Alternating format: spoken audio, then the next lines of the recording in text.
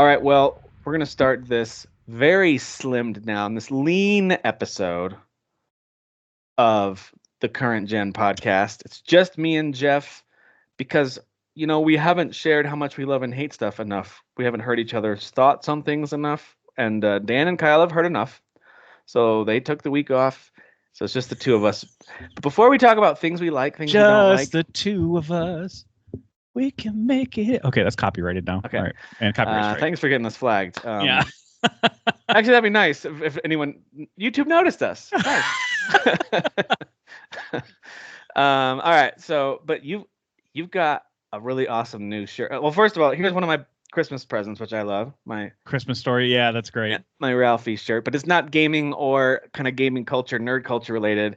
Your shirt, not gaming related, but it certainly fits in that same culture of things that all of us love. It's the Eagle Fang Karate from the Cobra Kai show. It's so good.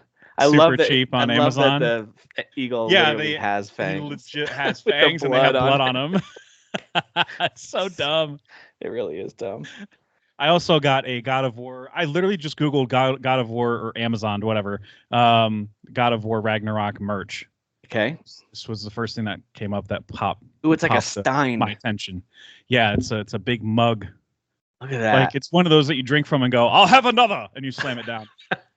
Dude, it would be so good, and I realize it looks awesome the way it is, but if those blue rune symbols, as if it was warm, if they like turned that orange color or whatever. But that'd be so rad. So cool. I don't even want to put, it's just water. I don't even want to put alcohol in it and taint it. It's so nice. All right, the last thing. This is a really old cup of mine, but it is one of my favorites. But I've got my drink for the evening in my Zelda cup. Oh, nice. See it. Anyway. That's awesome. It's a little old. It's been through the wash enough times that the red is starting to come off a bit. But it's fine. It's totally fine. I should really... the whole reason I looked up the God of War Ragnarok thing is because I just realized, having seen Dan set up week after week of all Final Fantasy all the time. Yeah. And some Sony stuff in the background, too. I was kind of like, damn, I don't have any merch for any of my favorite things. Like, I just don't. I mean, shirts, I have like a Forrest Gump shirt, maybe. Like, there's that.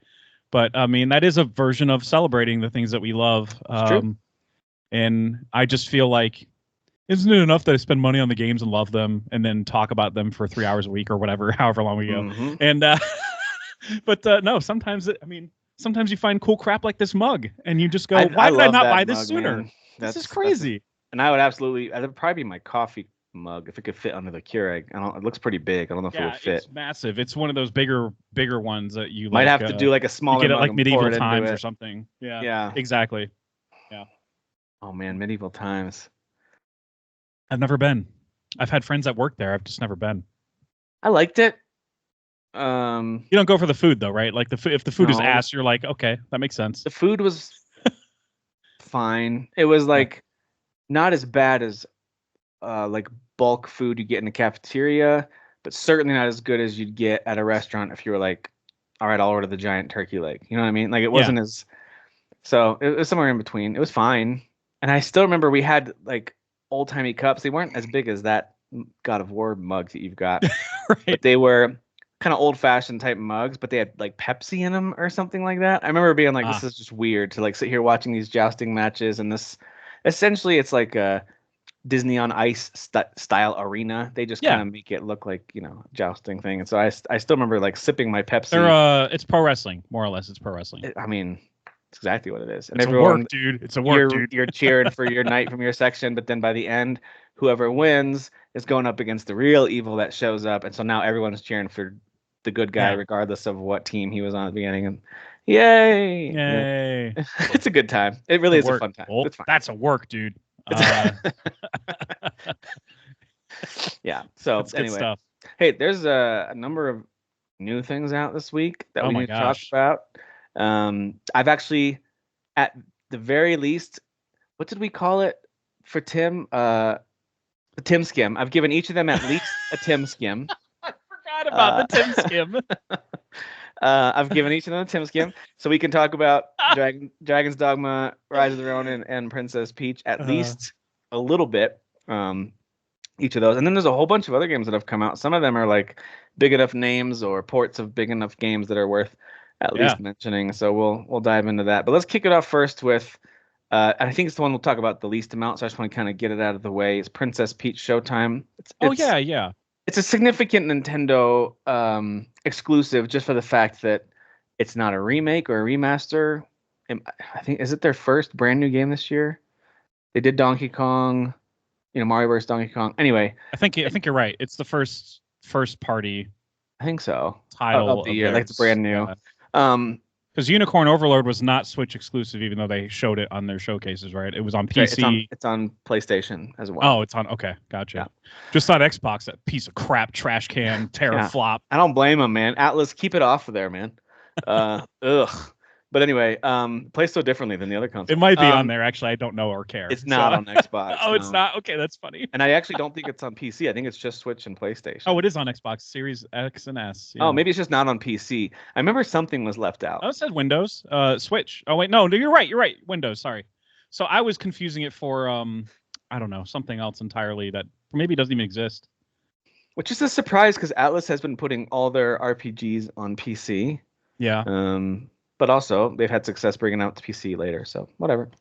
All right, so Princess Peach Showtime. There's a demo for it, so you can go give it a try. You can experience the whole opening of the game and get a feel for a couple of the powers and why it's called Showtime. Like you kind of discover Showtime. Yeah. Hey, it's got a charming look to it. Yeah. Did it chug for you at all? Like I had some moments where I was like, I'm not a frames per second guy, but some of this is a little bit choppy, and I don't know if it was just me. Maybe someone was downloading in the background, but I had a couple moments where it was like noticeable. No, nothing that I can notice. I played it on the dock version, so I don't know if it was different on dock. I was on handheld, mindlessly, quote unquote, second screening it, watching, quote unquote, watching something else. That's fair. No, that's fair. Yeah, so I think it's fair to say, and I say this with respect for what they're aiming to make with this game. This is a clearly kid-targeted game. I mean, like, likely young kids to new gamers, or just gamers who want something charming and easy. Now, maybe there's a difficulty spike, which would be one of the biggest twists in gaming of the year. Suddenly, it's a Souls-like in the if it gets real tough. Game. Yeah.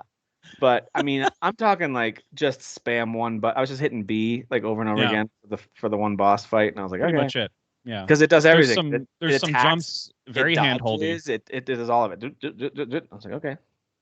Yeah, very hand-holdy, and like you can time your dodge. And granted, this was the first boss, so they're gonna have the gamer be treated with kid gloves at the first boss, and especially a Nintendo all ages game. But like I was timing my dodge way outside of what I would call the window, and it was still like a perfect dodge and doing like a flip in the air. Yeah. And I was like, oh, it lands on the thing's head, and then it's like stunned. And I was like, what did I just do? That looked really cool. It looked cool, but I pressed one button and nothing else. Yeah. I think you literally just have to jump over the thing. I don't know if there's a timing to it. But I discovered that all these sections where you run through just hitting B and you're just like sorting everything. I was like, okay. Yeah, that's the first play, or I don't know what they are, if they're plays or movies, but they're supposed to be like you're in auditoriums where they're holding some type of show, a play or something, and you take on the role of like the hero in that play, and you dress like them. And in the first one, at least, you're a swords woman, whatever, and you're just on guard and whatever, beating the crap out of people using one button, and it's very easy. It's light. It's a light. It looks nice, right? Do you think? I thought it looked pretty nice, like style-wise. It looks good. It looks as colorful as I expect a Nintendo game to look. Yeah. Didn't you say? I thought you highlighted this, that it's made by the same team that did the Yoshi yarn, whatever. I did not know. I think it's that was not me. It was not. I did not do it. Oh, hi, Mark. I think it's the same team, and it looks like it. Like the different like set pieces. Yeah, they did Crafted World. They did Bully World. They've done everything but like a main line game. They do like spin-off games. And this looks like one of those Yoshi games that are generally speaking very plays like easy. That. Yeah, very much like you're on a play set of some kind. So anyway, you got these like pop-up set pieces that are attacking you, and not totally Paper Mario style, because Princess Peach is actually in a 3D space, and for the most part, you can kind of go at least in most areas that I tried, in a 3D space, but it's very limited. Like you're not scooting the camera in a 3D way. Like Yeah, you the kind of have camera's a going set side view. scrolling, but you have the whole area Yeah. of some stage pieces. Like you have the whole area to yourself, and you're like, I mean, I can angle to the back side, yeah. as well as the front and the right and the left. Yep. And the Which enemies, is so easy to forget. the first enemies especially, move so slowly towards you, like skipping Yes. towards you in slow motion. So like it's clearly meant to be. Like I handed the controller to my 4-year-old, and she thought it was hilarious, like moving Peach around, and like she would just like run and face into the corner and just keep running into the corner, thinking that was so funny. And we didn't die because nothing was really trying to kill you in this game. So yeah, it reminds me of Disney Illusion Island in terms of difficulty. And I got that on Switch too, but like it's doing so little. Yeah. But obviously there's a charm to the Disney one because it's a classically animated art style. Right. And even though it's got elements Disney. of like a Metroidvania or but it's not anywhere near difficult. Yeah, you're doing a lot of backtracking, but there's no attack. It's just jumping. Yeah. So maybe there's some more variety in Princess Peach, but the simplicity is paralleled for sure. I think it nails everything you'd want from a kind of family-friendly Mario universe type of a game. Yeah. The different take on the Mario thing. You can jump, but you're not really jumping on enemies' heads.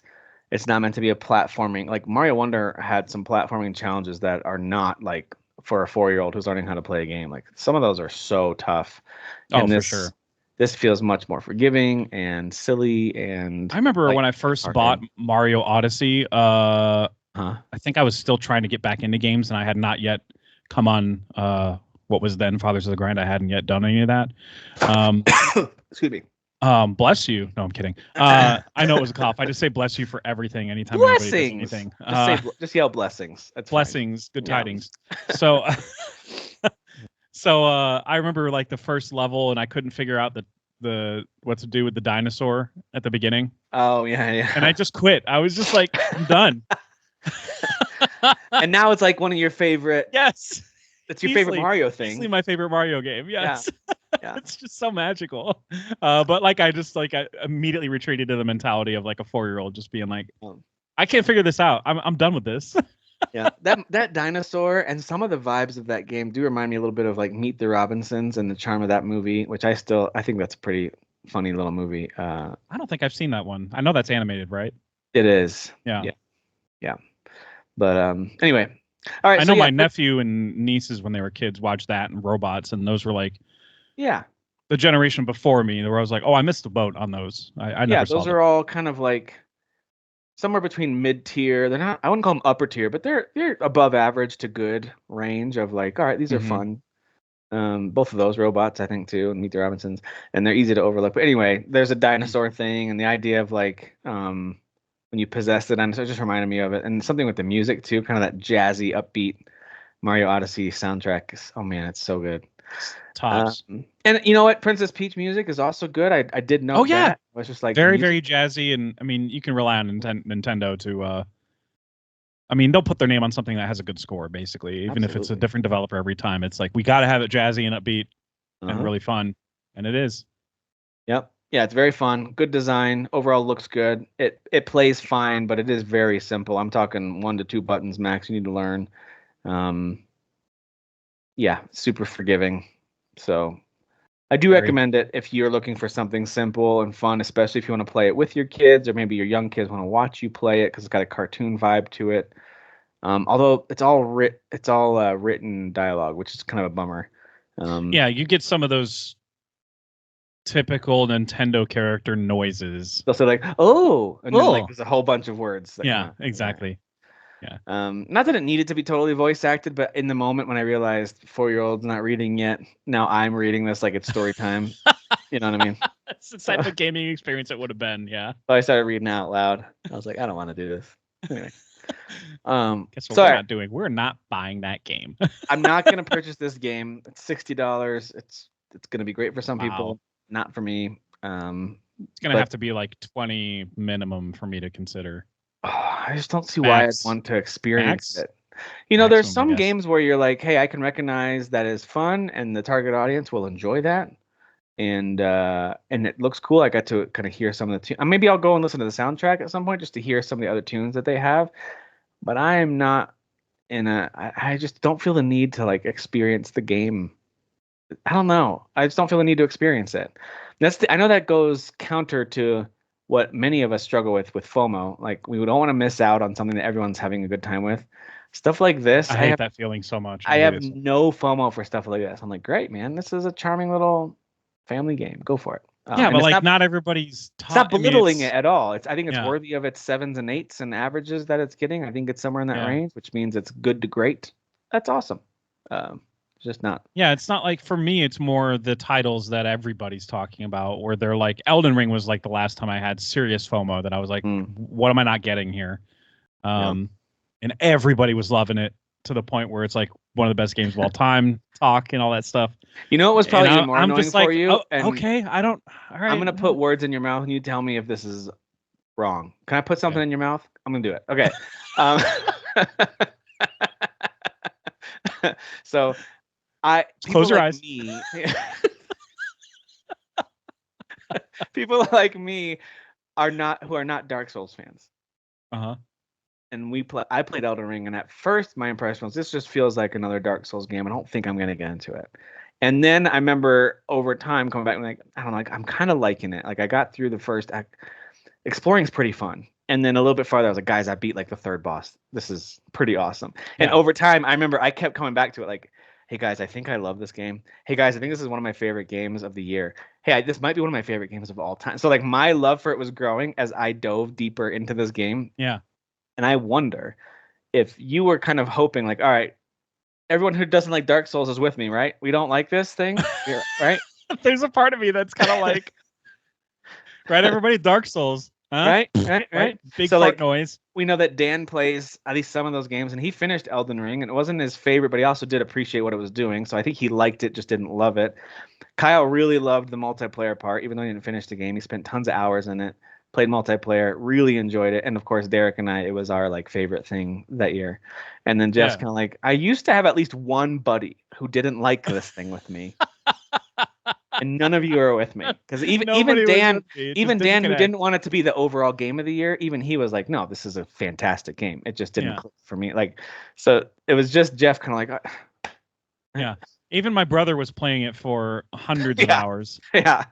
I'm like, damn it, dude! No, you broke the Widman code. The unspoken code.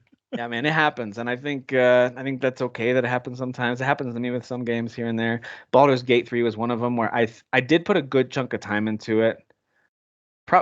Almost certainly more than you played something like Elden Ring, for example, or Tears of the Kingdom, but still, it didn't quite. I think I put like 15 hours, which is a decent amount of time. But I know I didn't scratch the surface of that game. Yeah, that's similar to Elden Ring. It's like super, super long. Yeah.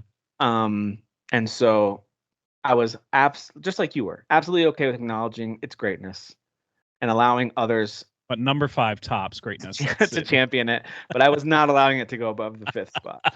Just kidding. It is not better. It is certainly. What did we rank above it? I know we put Jedi Survivor on it because more of us played it and loved that game. Listen, I stand by that. I enjoyed that game leaps and bounds more than I enjoyed Baldur's Gate 3 on a personal level. I did too, but there's also. And I love Star Wars, so that if you make a good Star Wars thing, completely biased, absolutely biased. I just had way more fun, and I don't know that one's tough because it's like, what's our game of the year? If we were to try, that's the toughest part. What are the objectively best games that the industry produced this year? We'd probably have to include games that none of us like or play that much. But all right, let's talk about this. I think I conceded on Hogwarts not being better than Baldur's Gate 3, which some people will be like, of course it's I not. Enjoyed it so much more than Baldur's Gate 3. But I love the whimsy and of course love the Harry Potter books. A lot of the movies. I love those movies. So like again, there's a bias there. I'm pretty sure we might have put Alan Wake 2 above it. I'm not sure though, but I think we did. I think Alan Wake 2 was in the top 3. I think it finished 3rd, I think. Okay, gotcha. Behind Tears of the Kingdom and Final Fantasy. Gotcha. Anyway, listen, all those games are great. And this is also feels to me like a very solid game. Solid to great. I don't know. Like I think the scores are ranging anywhere from like high 60s up into low 80s, which is kind of a nice average. I think it's in the mid 70s. That I think that's great. So go play it if you want. We'll stick in the same kind of vibe of a game that's getting similar type scores and similar type mixed reviews, and that's kind of crazy how similar the scores are actually. Like Rise of the Ronin. They might be the exact same Yeah. score on OpenCritic, actually. Yeah. And I know people so love that means they're the Metacritic, same but game. Obviously, that means they're the identical. they're both 76. Yeah. The exact same game. Yep. Rise of the Peach. That's a weird phrase. Princess of the Ronin. I don't like that. I take it back. So yeah, Rise of the Ronin is out. It is one of the more marquee PS5 exclusives that we know of, at least for the rest of this year. I'm not saying there's no other ones. This is just kind of one of the big ones, and especially now that we know Sony's major studios don't have any exclusives planned until at least spring of 2025. We've talked about that in news. I assume that's because they're all hard at work at some awesome stuff. Despite our we would hope enjoyment of joking around and bashing Sony ponies, we here on the Current Gen podcast freaking love the Sony single player exclusive games, all of them. Like we love all of them. Ghost of Tsushima and God of War and Horizon. We enjoy all of them. Last of Us. So Rise of the Ronin is out. Have you played it at all?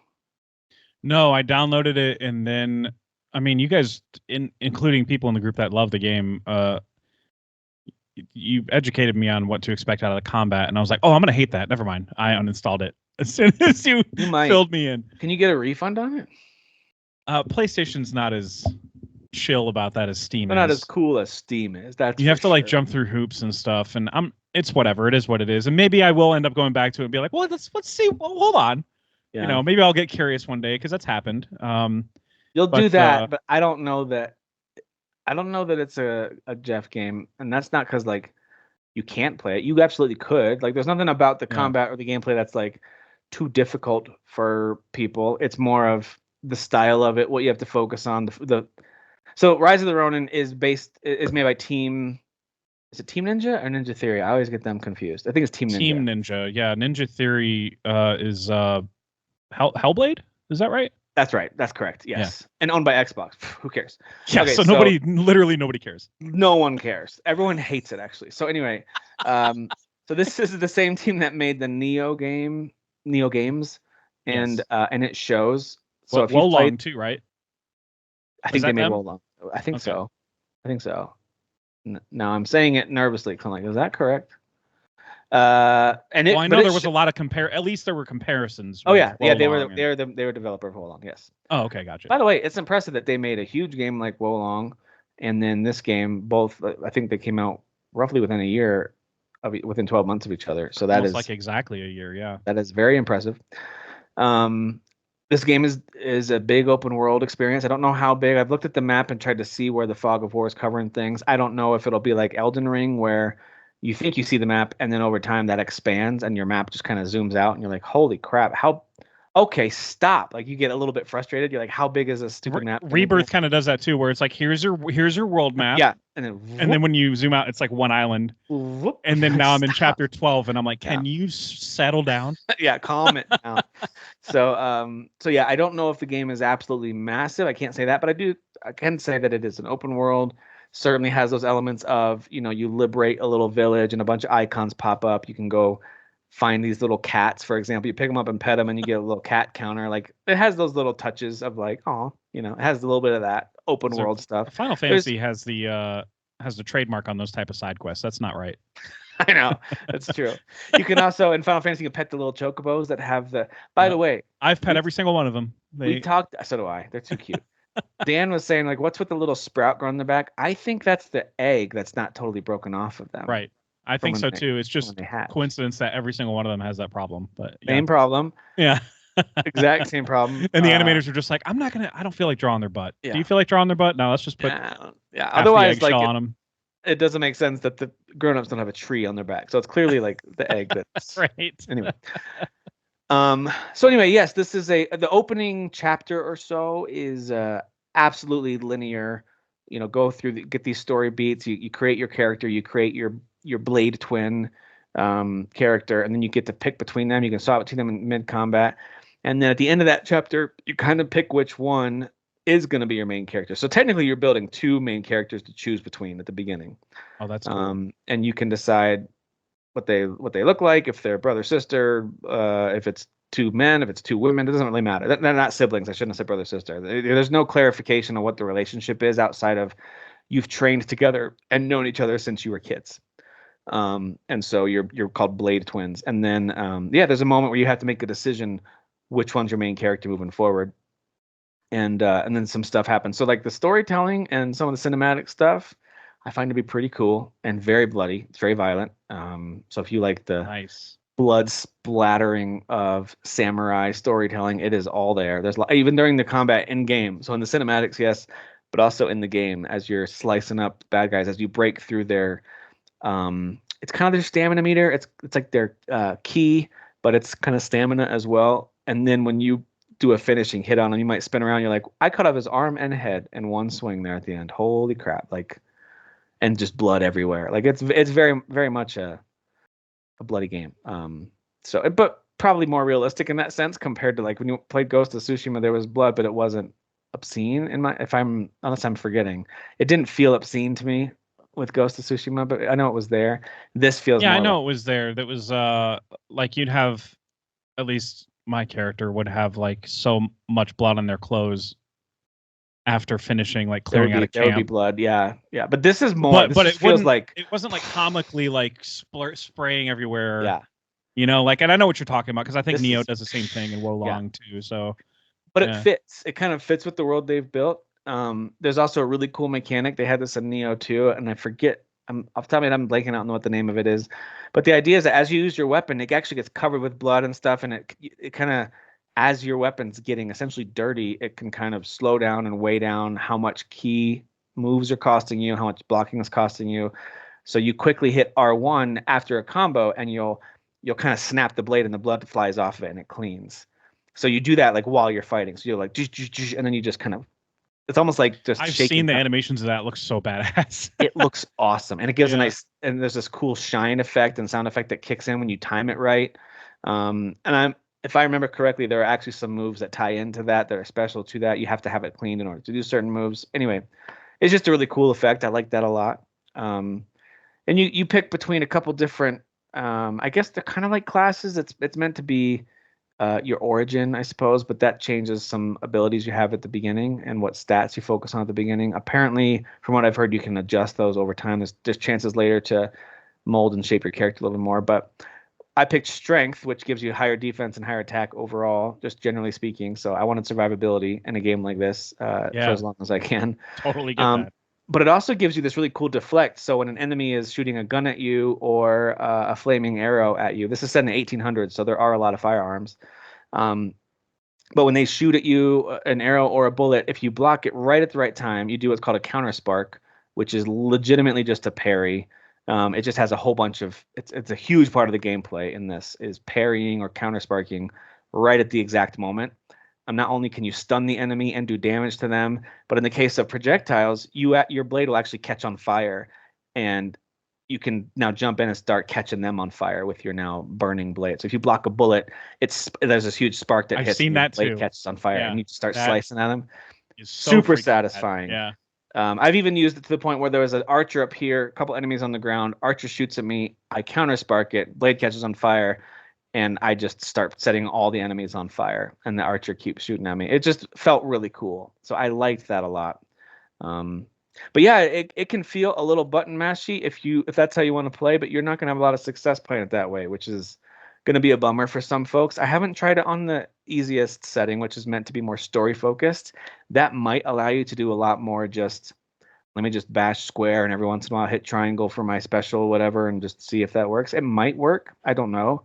I just know in the normal setting, you're going to die real fast because you'll run out of key hitting people that are blocking and sometimes parrying you, and you're going to get destroyed. They're going to unleash a bunch of special attacks on you because you have no key left to counter or block them. So it is very much a game of strategic action, if that makes sense. It's not meant to be. Nope, I just want a button mash. It's Sounds not terrible. a button mash. The easy mode might, you could look it up. I don't know. Easy mode might be more button mashy. I don't know for sure. But yeah, normal. I think they still want you at its core to parry and I think they I'm want just not the parry is a that big part of it. Yeah. not that patient of a action It gamer. does feel cool when you get the parry right. The I'm problem sure it is, does. It feels cool when I accidentally do it every time in Final Fantasy. It feels awesome. but it's kind of tricky because you actually hit. Well, I guess tricky might be the wrong word. The parry button is not like block, and instead of holding it, you tap it. So there is a block where you can just kind of hold your whatever weapon you're using up to try to deflect attacks, and you'll lower the damage coming in. You won't totally block it. So there's that, but then the parry is actually triangle, which is kind of the special move of whatever weapon that you're holding.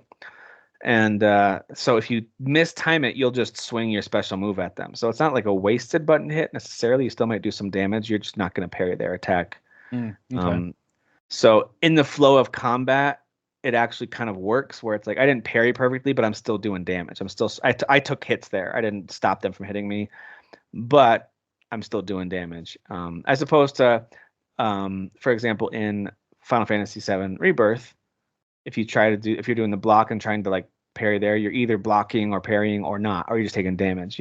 So anyway, and it's not as responsive as a game like this. Not as responsive, right? Because there's so much animation heavy stuff going on in Final Fantasy that you can't just be like in the middle of a swing and then hit block and you're suddenly blocking. Yep. Yep, absolutely. It doesn't work that way. I do think. Let me talk about things that I think would draw you and others who like certain things about games in. It would draw you in a little bit because the combat certainly wouldn't do it, and that might be enough for you to say like, I'm gonna try to get a refund.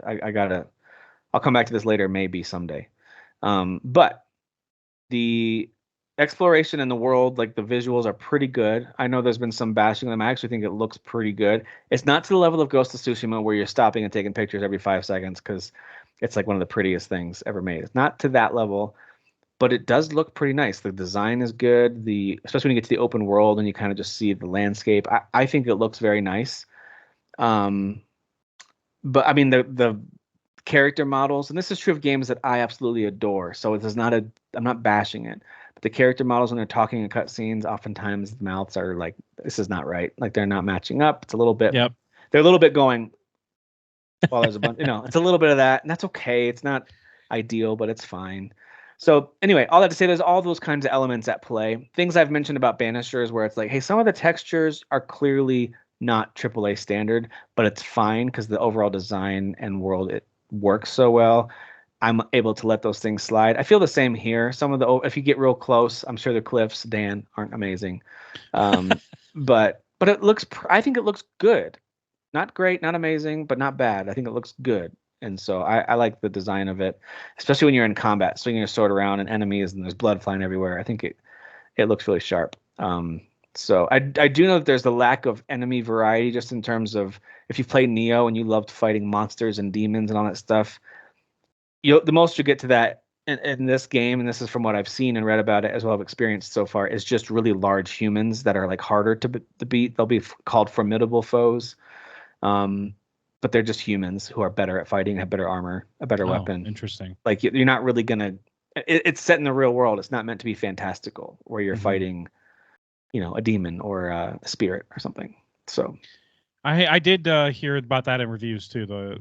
For the people that actually did really like the game, but they were like the main criticisms were the enemy variety is pretty weak. But I mean, it's a realistic enemy variety. It's like, it's dudes with weapons. Okay. Yeah. Like that's who you're fighting. So yeah, more or less, Tsushima had that too, but it was kind of like it felt different though. I don't know why. It was like they wore different gear, had different weaknesses. Their attack style was totally different, so you had to change your stance. Oh yeah, big time. Yeah. So it had more. I think there was more the thought variety was there put into the enemy variety and design. Yeah. In Ghost of Tsushima, and that could just be the size of studio and their availability of being able to do that stuff. But also, I want to say I'm like 4 hours in to Rise of the Ronin. So I've done a good amount of stuff in the open world. I've advanced the story a bit. There's some, I think, very interesting things in the story. This time of history was intriguing. And they even said at the beginning, like, hey, this is fictional story set during a very real time, and it's not going to match up to today's ideals. So don't whine about things. Like they didn't say that, but you could tell they were So saying that. it ends with "shut the hell up." Yeah, like that's it. Polygon, Kotaku, stop writing. Well, Polygon, I guess, only now. Stop writing about this.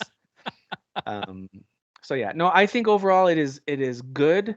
I understand why it's at a 76 average. I can see how for some people it's going to really click, and for some people it just won't because Neo didn't click.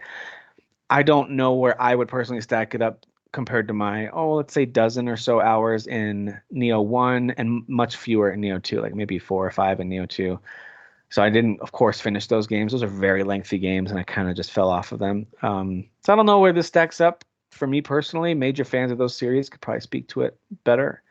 But it is pretty cool. And if you like the setting and you're okay with a little bit more of a complex might be overkill an over dramatization of the combat, but it is more complex combat than just hit square until they die. Like you can't really do that. By the way, there's a decision you make pretty early on. I'm way past this now, so I'm not going to go back and like reset the game just for this. There's only one autosave and one manual save, and the autosave is always updating. And so I didn't know that, like I said, I have no choice but either to create a new game and go back and let this person live or kill them. But I thought they were a jerk and horrible, and why would I let them live? This is such an easy kill this person decision. Turns out that person could become like an NPC bond character, like a friend character of yours who eventually helps you level up certain stances. Oh my god. Something. I was like, crap. Like, and that's it. Like, according to what I read, because I looked it up afterwards like an idiot, I was like, oh shoot. And there's no other way to learn that? Doesn't look like it. It looks like that was it. Like that was the way to upgrade. Wow. So whatever. Hey, the weapon types are cool too. I should mention that you can dual wield swords. You can have the classic katana. You have this huge odachi sword, pole arms, spears. So there's some cool weapons to use. You've got a get some handguns later. You got you got a firearm to use. You can throw ninja stars, of course. You've got different types of kind of bombs / grenades to throw for distraction, for injury, for stunning. A lot of the stuff you would expect. You can collect materials out in the world to do crafting and item upgrades. So it's got a lot of those adventure RPG open world things that you'd like, to upgrade your gear and to craft things. You can upgrade your skills, add new things, add more damage, add more critical hit chance. Kind of all the things you would want from an open world action RPG like this. It's just the combat system itself might be something that either there's a learning curve that you don't really want, but I think once you get over, I haven't adapted to on any level because I haven't played any of their games before. You might play it and also kind of be like, guys, what are we this is not that bad. Like all I had to learn was this. Like this is true. Fine. I should probably just take I mean, I own it, so I might as well just take a swing, right? Yeah, you might actually play it and be like, this isn't that bad. Like I understand it's gonna be a little tough at some points, but it's not. I don't know. Especially since they have an easy mode. Part of me goes, why not give it a try? Because I do think you'll like the story and the setting. There's a lot of characters. There's some cool bond systems where you can give them gifts and answer certain ways where you can grow in your bond with them, and between you, the way you fight together, and you can swap back and forth to them, Final Fantasy VII style. I don't know. There's some cool things that they have, some really cool systems that they've built in this game. Nice. So. That's cool. Is it something that has immediately got me so hooked that I'm not going to play anything else? I don't know yet. I really don't have an answer for that yet. It's still installed.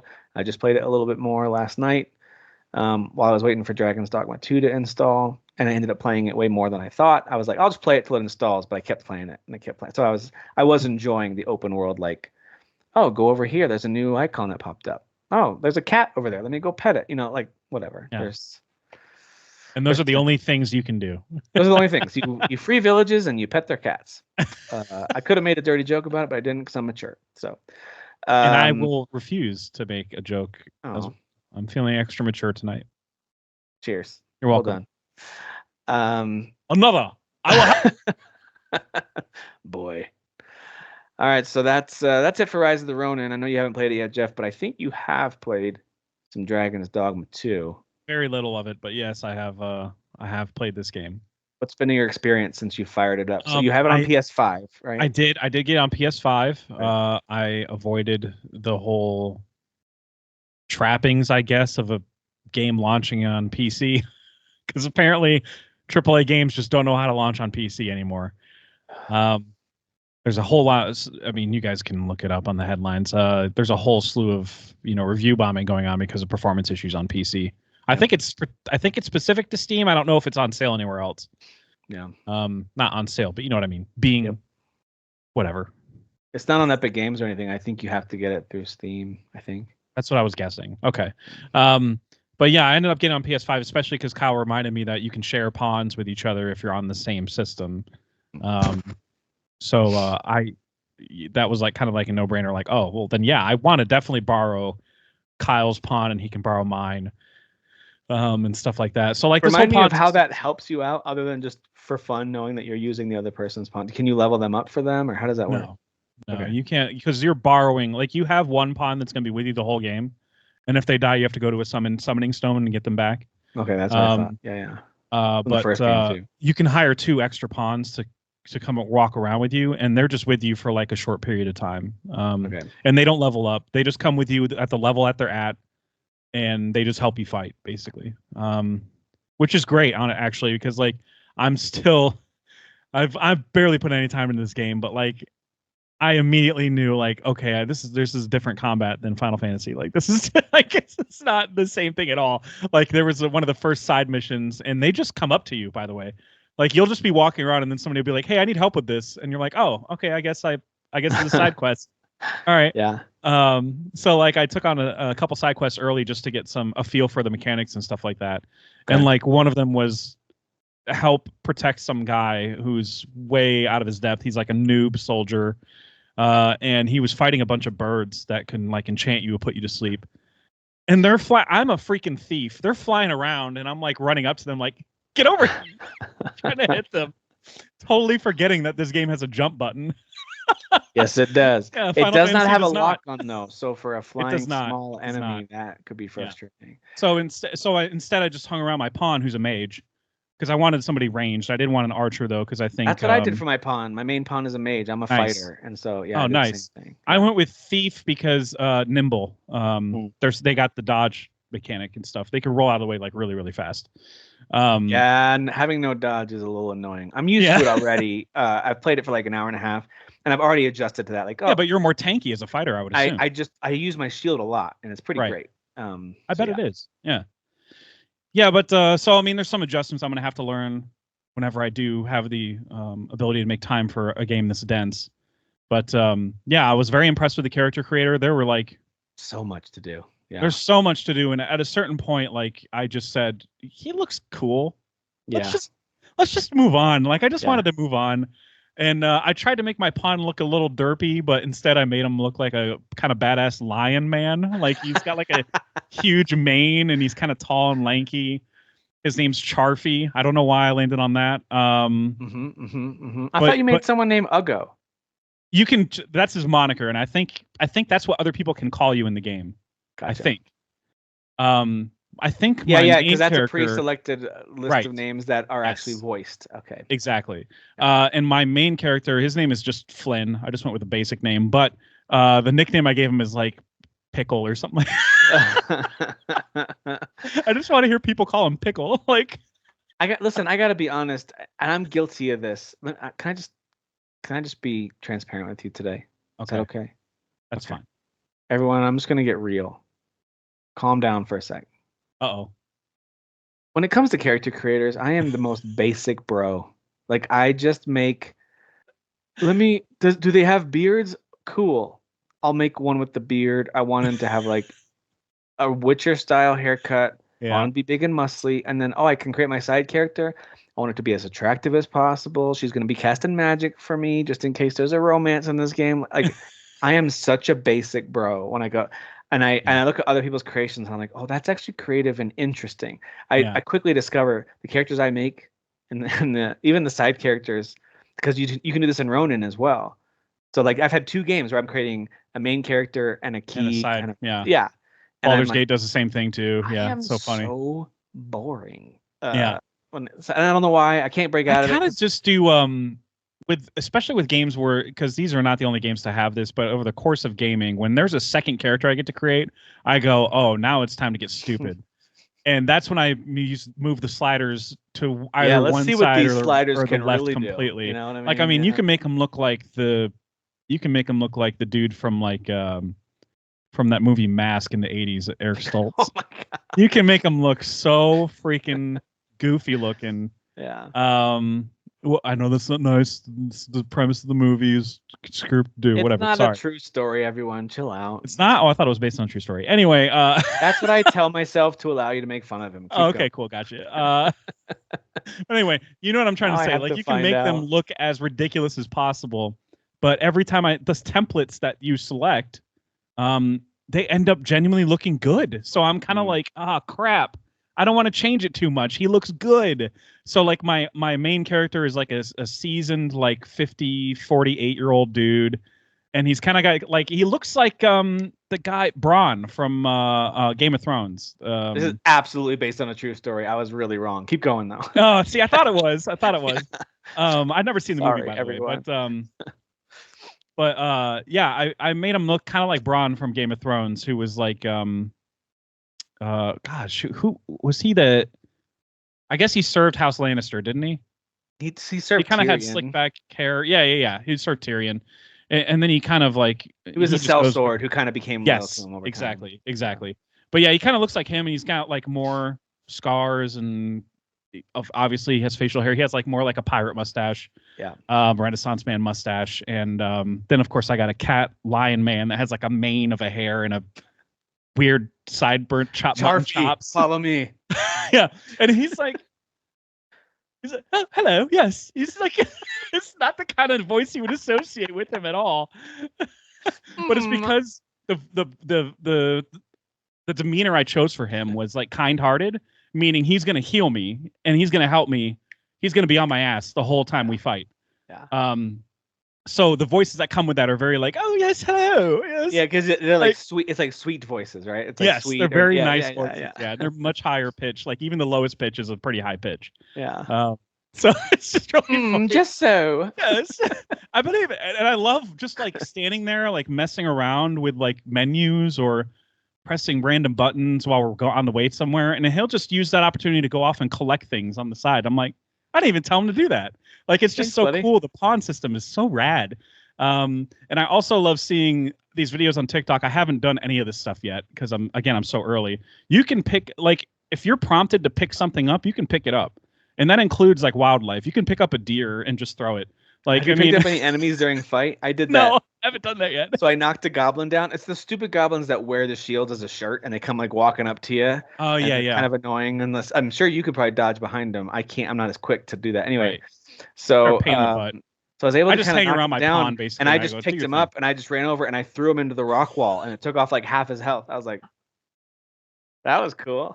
That's so funny that you could just do that. You could just literally take anybody, anything, pick up a boulder and just throw it at them. He wasn't dead. It's not like it was just his body that was carrying. Yeah. He was like, I was like, throw him into the wall. I love that stuff. And I love seeing like the kind of Elden Ring adjacent stuff that happens where people are just walking around in the world. And because you pissed off a griffin 2 hours ago, he'll dive bomb you in the middle of another battle that you're having because you pissed him off or whatever. Like, he'll just come in out of nowhere and just be like, remember me, bitch? Like, just take off your health immediately and like. Oh, by the way, a very alive open world. Connected but separate. I've got a son named Griffin, and so he was actually in here while I was doing that opening section. He was doing his own thing. He's got a little Lego bucket sitting over here. He was just kind of playing. And I was like, because everybody's saying Griffin. Like, I was like, look, Griff, there's a Griffin. This is the beginning of the game, right? Yeah. As the Griffin helps you escape, and you're flying, and it's like beautiful, and there's like the title screen. It's like awesome. And then you see these people looking up at you, and you don't think anything of it. And then you see the big ballista start to turn and aim at you. I was like, and then I see her go fire, and I was like, hey, Griff, go look at the Legos again. Go because it does not go great. No, it does not. And you had to know it was gonna go. And it's so funny how it went down like that. And the people that kind of shot him down were like, oh, are you okay? That looked rough. Yeah. Why don't we give you a bed? And I'm like, why did you shoot him down to begin with? What the hell was that? We thought you were just shooting down a griffin, but then you showed up. While you're out there, can you collect some ingredients for us too, or whatever? Yeah, like, oh my gosh. Oh man. That's kind of where I am right now with both these games, Ronin and Dragon's Dogma, where it's kind of like it doesn't matter how modern the game. It's like go collect 3 flowers from the top of the hill that happens to have enemies on it, huh? Okay, Yeah. I'll do that. Rebirth is, I mean, I'm literally doing the same exact type of open world game. More, I mean, not identically, obviously. Dragon's Dogma is more of like a organic. I don't know. It feels like everything that's in the environment is like alive and thinking for itself in some way. Rebirth doesn't really feel like that, obviously, but yeah, Rebirth has much more like things. It's almost more Ubisoft like, where it's like here's all your icons on the map. You can start a side mission if you want to. Yeah. I was watching a video from Fextra Life about Dragon's Dogma 2, talking about what you mentioned with the organic way of characters walking up to you and just asking you for help, and that's how quests start. And he said he had to adjust his mindset and just allow the game to come to him and realize, because he has fear of missing out on an important thing in the game. Like, I don't want to miss some side quest that's important. But he said in his playthrough, he just kind of allowed the game to come to him, and what happens is what happens. And and he assumes with how the design is, they're not gonna allow you to easily miss something that's important. No, yeah, that's part of the brilliant design of the game, and that's actually, God, and I loved how what's the word I'm looking for? It's not linear that I'm looking for, but basically time can move forward and you can miss helping somebody with a mission, and like whatever happens to that guy is what happens. It's whatever happens to him. If that's he dies, almost Baldur's Gate 3-esque a little bit, right? Right. Where it's like, hey, the world is moving whether you're part of it or not, and that feels real and it's so intriguing when you have that. And that speaks to more like the game not being so much like Rebirth is kind of like, if I don't do these side quests, I don't know, I feel like I'm gonna miss kind of like a big character moment or expanding my relationship with my party or whatever. I feel like I'm gonna miss something kind of cool, even if it's you're doing something silly like rounding up chickens and cats or whatever. Yeah. But in this game, it's kind of like you can go do the side quests. You don't have to though. You're gonna find many more side quests while you're on the path for the main story. Like, it doesn't really, like I've saw so many reviews, or actually IGN, they posted video from all their staff that played the game, and a lot of them beat it already. And like 2 of them were just like, yeah, I just mainlined it. Like, I didn't even, and they beat it like in 30, 40 hours or whatever. And they did like a few side quests, but they just didn't feel like the game was pressing them, saying you have to do this side quest. Yeah. Yeah. The game is more like what Fextra Life was saying. Like, they just come up to you and they're just like, hey, can you help me with this thing? Yeah. And sometimes they're timed. 30 to 40 hours is pretty reasonable for a game of this size. But I'm likely to spend probably twice that, because there was another guy who was like, I'm 50 hours in and I'm like less than halfway through, and I'm like, okay, so if you do everything, it's like 100 hours. Yeah. Yeah. And I'm personally not prepared to take on another game like that, because like I had alluded to it earlier, I'm in chapter 12 of Rebirth, so I'm kind of like, I don't want to do 2 games that are kind of that big in scope at the same time. I just don't have sense. It. And then on top of you beautifully selling me on Banishers, and Derek too, in some of his posts, and on this podcast, What Are You Playing? Yep. Which is on our channel. Go listen to it. Cross promotion. Keep going. Hey, there we go. But yeah, you guys sold it so beautifully that I was like, okay, I have to play that game. That's a Jeff game if I ever heard one. So I'm playing that too, which is not so much. There's an open world element to it, but it's not. It's more like God of War open world. It's like where it's like fake open world. Yeah, and it's even in that comparison, it's not nearly the size of Ragnarok's open world. Like, Ragnarok that game got kind of wild. Yeah. Yeah. So I'm just having trouble trying to convince myself to play either of these incredibly open world games. Yeah. Maybe you should get a refund for Ronin. Don't even let me see if easy mode is. Maybe just wait, come back to it. I'll just wait until I don't feel like there's as much on my plate right now with these games. But I felt the struggle that you were having with going back to Rebirth is what I'm feeling now that Dragon's Dogma 2 is dropped. I'm like, oh, now I know what this feels like. I don't want to step away from this other game that's like so amazing and like a Game of the Year contender easily. And it's just tough. Yeah, it is tough. Yeah, when you're already hooked on something, but you want to try the new thing, that is a first world problem if I've ever heard one. But I can relate. Oh, definitely. Yeah, I can absolutely relate to it. So yeah, all 3 of these games that are new and notable for this week. There's more new games, but those are the 3 kind of big name ones: Princess Peach, Rise of the Ronin, Dragon's Dogma 2. I can recommend them within reason of what your kind of genre and gameplay style interests are. So hopefully you kind of heard that come through. It sounds like Dragon's Dogma 2 out of all of them is the more universally praised. So if you're kind of on the fence and all three sound somewhat interesting. Yeah, the scores reflect that for Dragon's Dogma 2, I Dragon's think, is Dogma 2, just yeah. being more universally praised. I will say this though. Yeah. I'm playing it on Steam. It took forever to boot up the first time. I booted up a second time and it loaded up without any problem. So I think it's just the first time, or maybe every time they update it, I'll have to do this. To be fair, Banishers did it too, but it loaded up. It still loaded the shaders quite quickly. It didn't. Yeah, I had that with I switched my playthrough on Banishers to PS5 because I wanted it on the big screen.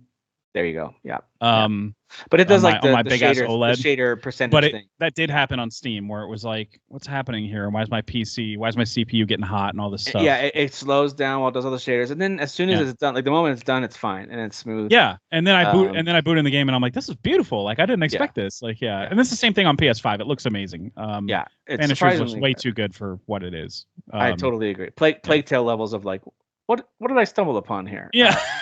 Yeah. But yeah, so I do think if you're gonna get on PC, like I decided to, and I decided to for a number of reasons. Number one, I do trust Capcom.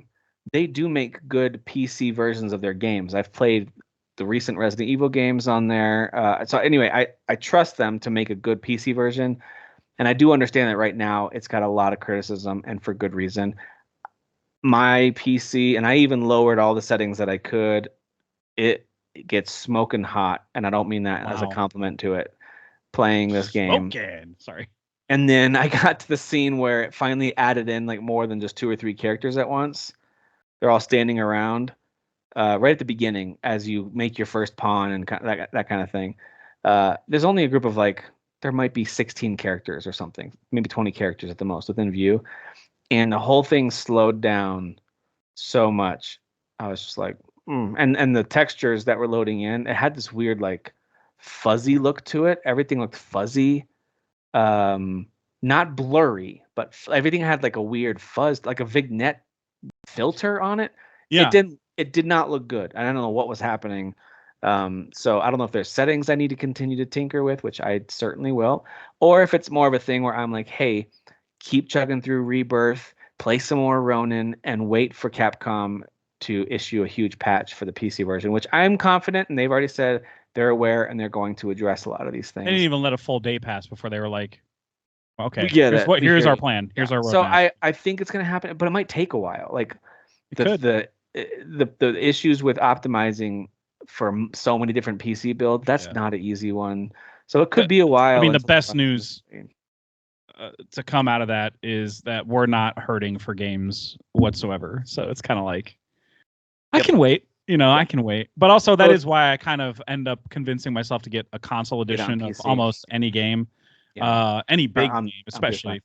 A AAA experience is kind of like, when I think of sitting down to play it, I think of all the time I have to dedicate to tinkering with my GPU settings, and I'm like, I don't have it in me, so I'll just get it. I even did the thing where I was like, okay, I tried firing it up. It got stuck actually unloading the shaders. It sat there for several minutes, and it wasn't like progressing a little bit. It was just stuck. So I shut it down. I actually updated my card driver, which I hadn't in a couple of weeks, and there was a new version out.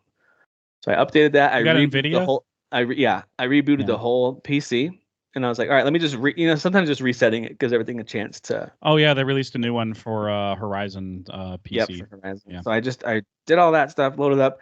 It still did the shaders thing, but at least it finished this time. It took probably 6 minutes of just kind of like, all right, let it load. But it was just strange. Like it opened in a windowed format in a very small resolution, which was all fixable. Like once it loaded in and I got to the menu, I went to the options, made it full screen. I've got the 1440p. Monitor. So I just changed everything to what it needed to be. Yeah. I lowered a bunch of the settings. I set it to, it's got DLSS sort of. It's got a version of that in there. So I set that to performance. I want it to be super smooth. And I think with the performance setting, I think that's where I was seeing some of the fuzziness. I think it was automatically lowering resolution to keep my frame rate above 30. Damn it. Okay. That's frustrating. And then when you go to balanced, it probably like makes your CPU chug or get hot, and you're like, well, what the hell? I'd rather especially a game like this, I need the frames to stay at least above 30. I'm not like a 60 frames or die person, but Yeah. when you get used to it and then that game slows it down, you do notice. And I keep the little counter up in the top left and I glance at it and I'm like, oh, that says 28. That says 33. Okay. It did drop a little bit from, Interesting. at the beginning of the game, it was sitting at 55, Yeah. 56, and it was hovering right there. Now it's, so that's where you notice it. A quick side-by-side comparison is where it can stand out to you. So anyway. All right. So Dragon's Dogma 2, by all accounts, get the console version if you're interested in this game. Or be like me, get the PC version, but either be super patient with it or wait until you hear, hey, they've really they've cleaned it up, and it's worth grabbing. And they definitely will. I mean, it's Capcom is not 100% a cheap company. I know that there's complaints about the microtransactions, but apparently the first game had similar kind of silly microtransactions, and you just don't partake. That's it. That's the easiest solution, even if it's like silly. Like you can't even start a new game without a microtransaction, and it's kind of like, well, just the new game thing is going to be addressed as well. They're going to make it so you can create. They did mention that. You're right. They mentioned that one specifically. So yeah. Those are some of the new ones. Here's a couple other new ones that are out this week that we don't have to dig too much into because I doubt either one of us are playing most of these. So MLB The Show 24 is out. It is on Game Pass, I believe, so you can check it out there. I have it installed, but last year's I installed it and never played it. Okay. 22, is it still installed? No, I saw it was still installed, and I was like, oh, maybe I should clear some space for 24. Oh my gosh. And then 22 I played and quite enjoyed. It's you can feel how far baseball games have come. Like it's unlike with Madden, where I just feel like there's an inaccessibility there for players that have stepped away for a long time. I don't know. There's just some goofiness in the gameplay in Madden. MLB like has simplified gameplay options. And that they've carried over since 22 or 21 maybe. Yep. So it's good to jump in if you want like an arcade experience. You can choose that, if you want to. Well, also baseball in general as a sport is the closest thing that RPG fans will find to an RPG in a sports world. Sometimes football, I guess, can do some of that, especially with like franchise modes. But baseball is so statistic driven. And by the way, I rewatched Moneyball a couple weeks ago. Such a good movie. I had my remote hovered around that title the other day, and I was like, "It's so good, man! I love it." I've seen this in a hot minute, and I love this movie. I've seen it many times, but it's just, I mean, that movie. I know it's a kind of a sensationalized version of what happened there, of course, and it's so fun. But again, it's just another reminder of like statistics, especially in baseball. And I know that analytics and football is becoming a bigger and bigger thing every season. They talk about it more and more and more. But with baseball specifically, the stats. I remember baseball cards just. A huge table of stats and like the percentages and all that stuff and averages. Really big deal. So that's always been my draw to baseball video games. It's been a minute since I've really dove into one, but I do like them sometimes, even though I don't follow baseball. It can be good. It's just pick a version of the gameplay that adapts to your style. They'll ask you questions, tons of questions before you even play a game. Like, hey, do you want to be this kind of pitcher or this one, or maybe this one, or do you want to hit bats like this or whatever? It's very, very gamer friendly, I think. Yeah, if you're a baseball fan, of course. And this one's reviewed super well. Like I think it's on OpenCritic, it's like in the 70s or 80s and like 90-something% recommend, which is great. Basically, if you're a fan of baseball or just generally even somewhat interested in a sports management type of a game, go play it. It's on Game Pass. Yeah, they have similar modes to what WWE does, which means they're the same game, of course. But they have those modes of like general manager mode and shit like that. Like I'm pretty sure they have that stuff outside of just playing a game as a player. Yep. Which is cool. But also I had to get it because the Rangers won World Series and I wanted to see what they had if they included anything for that. They did on the cover, which is kind of stupid, but and all the fans like I had to go to the MLB subreddit to be like, what is everybody's educated opinion on this? Because I'm not a huge baseball fan. I don't really know. And even they were like, why is this guy on the cover? He hasn't done anything in years. Oh. But they could have had the dude from the Texas Rangers who was like the celebrity over the course of the playoffs in the World Series. Dude, I never know who's... I guess I recognize some of the names if they're kind of like cultural icons, your Derek Jeters and so on. But most baseball players I don't recognize. I do remember Vlad Madden covers were a big deal for me since I followed baseball and football and fantasy football and all that stuff. So I did care more about that. But So yeah, so that is out. Vlad Jr. is the one that's on the cover, and like Vlad his Jr. dad is Vladimir Guerrero. Okay, Vlad I the do know, Impaler. I do know that name. Yeah, from my old baseball card days for sure. Nepo babies. Sorry. All right, Alone in the Dark is out. Not getting the best of reviews, although that doesn't mean it's not worth playing. I think if you like kind of atmospheric horror type game, just go in knowing what you're getting. It just doesn't sound like it's super polished. It sounds like it's got some issues, and people are bashing it pretty good on reviews. But that doesn't mean you can't enjoy it. So if that's your thing, if you want something atmospheric and creepy, at least you've got an option there. It's just a bummer that it didn't. I was kind of hoping that it would be a return to form for that franchise, but I was actually kind of like, this was in my wish list for a while, especially when I saw that Jodie Comer and David Harbour, I think, were involved. They're like the main two people in the story. And I was like, well, they wouldn't be on the game if it was ass, but sure enough, they would. You forgot about money, Jeff. You forgot about money. Money talks, yes, absolutely, especially for actors. That doesn't mean that doesn't mean there's nothing to enjoy. It just means that it's not going to be for everybody. So yeah, and then the more they showed of the game, I was like, this is not good. Like, yeah, just adjust your expectations for stuff like that. Yeah. But you know what you don't have to adjust expectations for is Hi-Fi Rush is on PS5. That game friggin' rocks. I love that game. I'm so glad that it's getting a bigger audience.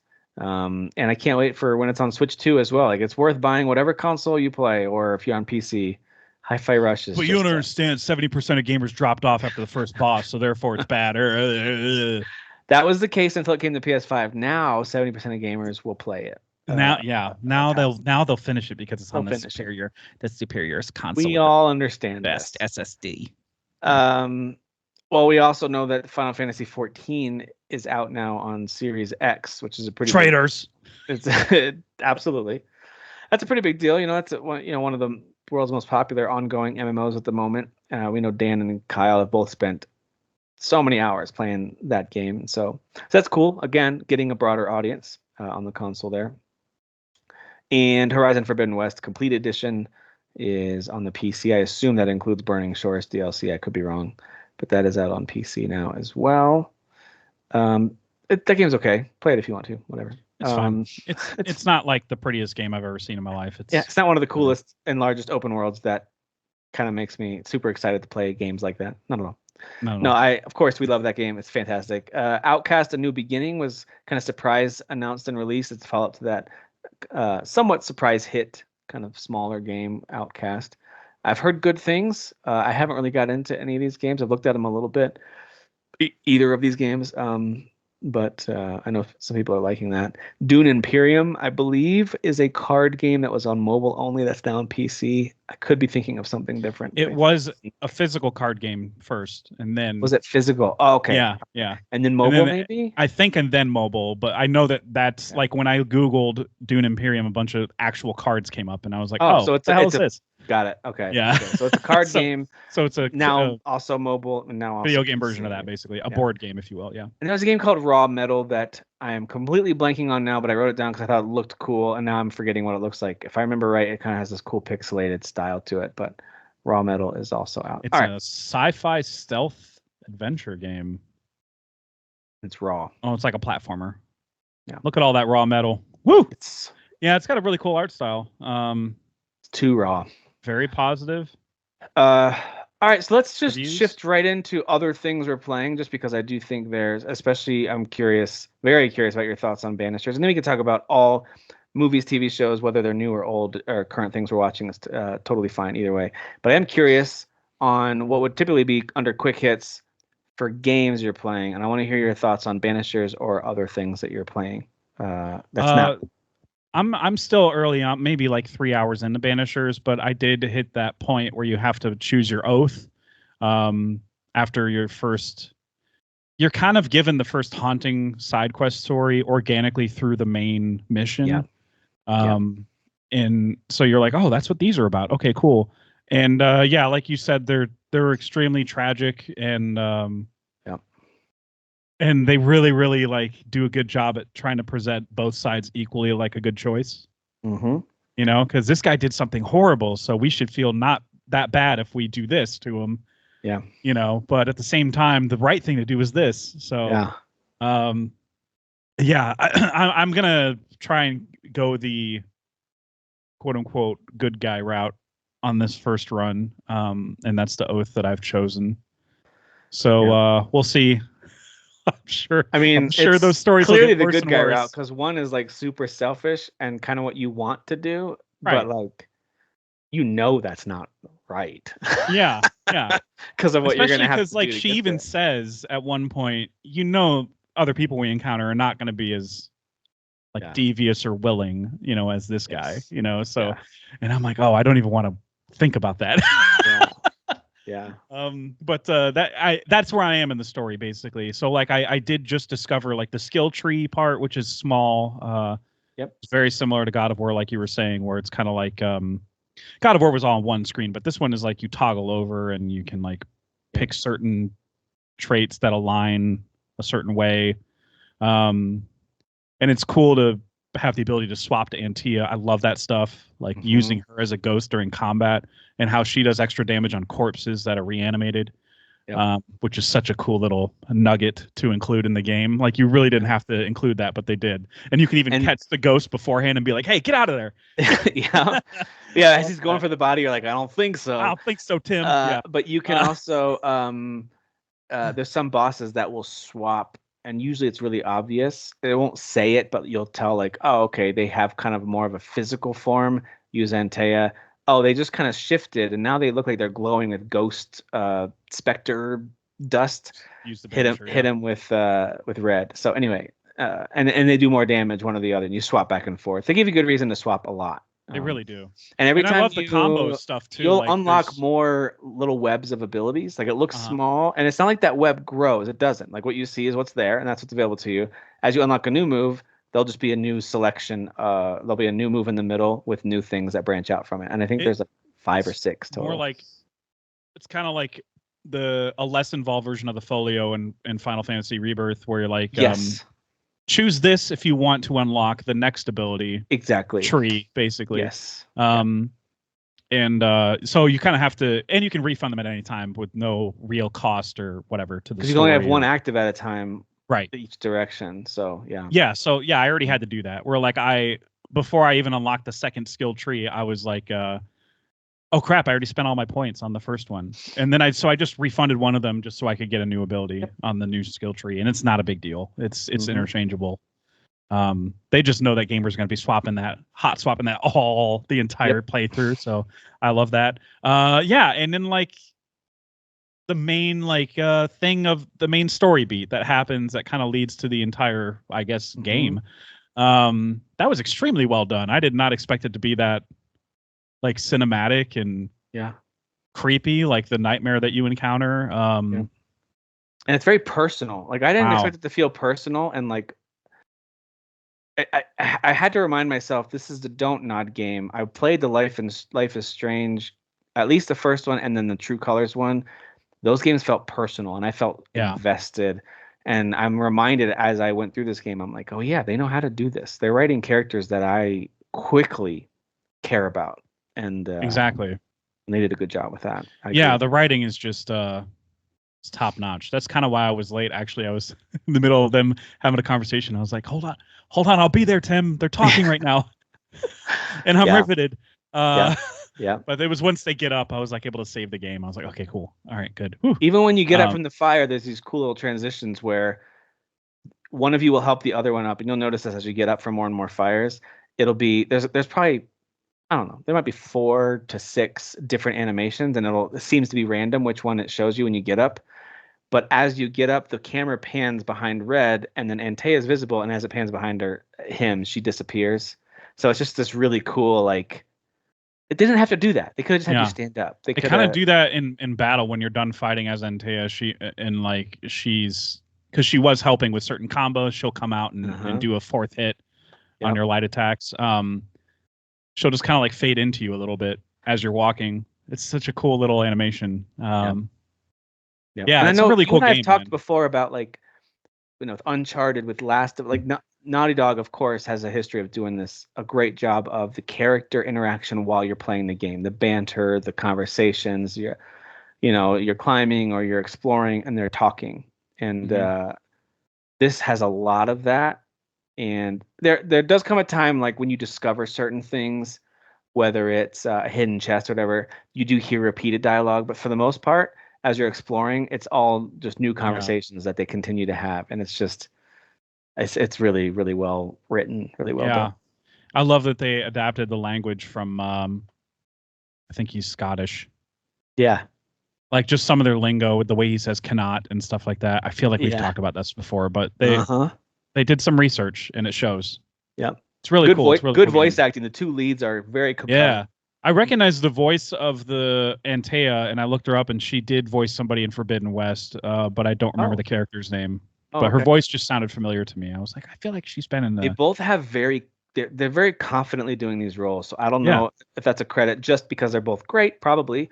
But also, is that really good direction as well, like in the studio? I don't know what that's attributed to. Maybe it's a combination of all those things, but they just seem to be confident, and especially to get later in the game and things get more and more involved and complex. It's just kind of like, man, they really gave it their all in this. It's really, really good. I also like kind of revisiting this type of combat, which is more or less it's God of War, but with some additional, a different flavor. But you have that, like you were talking about, with on right next to your feet, you have that circle that's kind of pointing arrows where your enemies are, and if it turns red, get out of the way, dodge. There's an incoming attack. Mm-hmm. And it's like over the camera. The camera's like right over your shoulder, so it's that type of third-person combat. It's kind of like it's scratching an itch I haven't scratched in a while. Like I'm just like, this is God of War more or less. I didn't expect God of War combat with this game when I started. Right. I didn't expect that.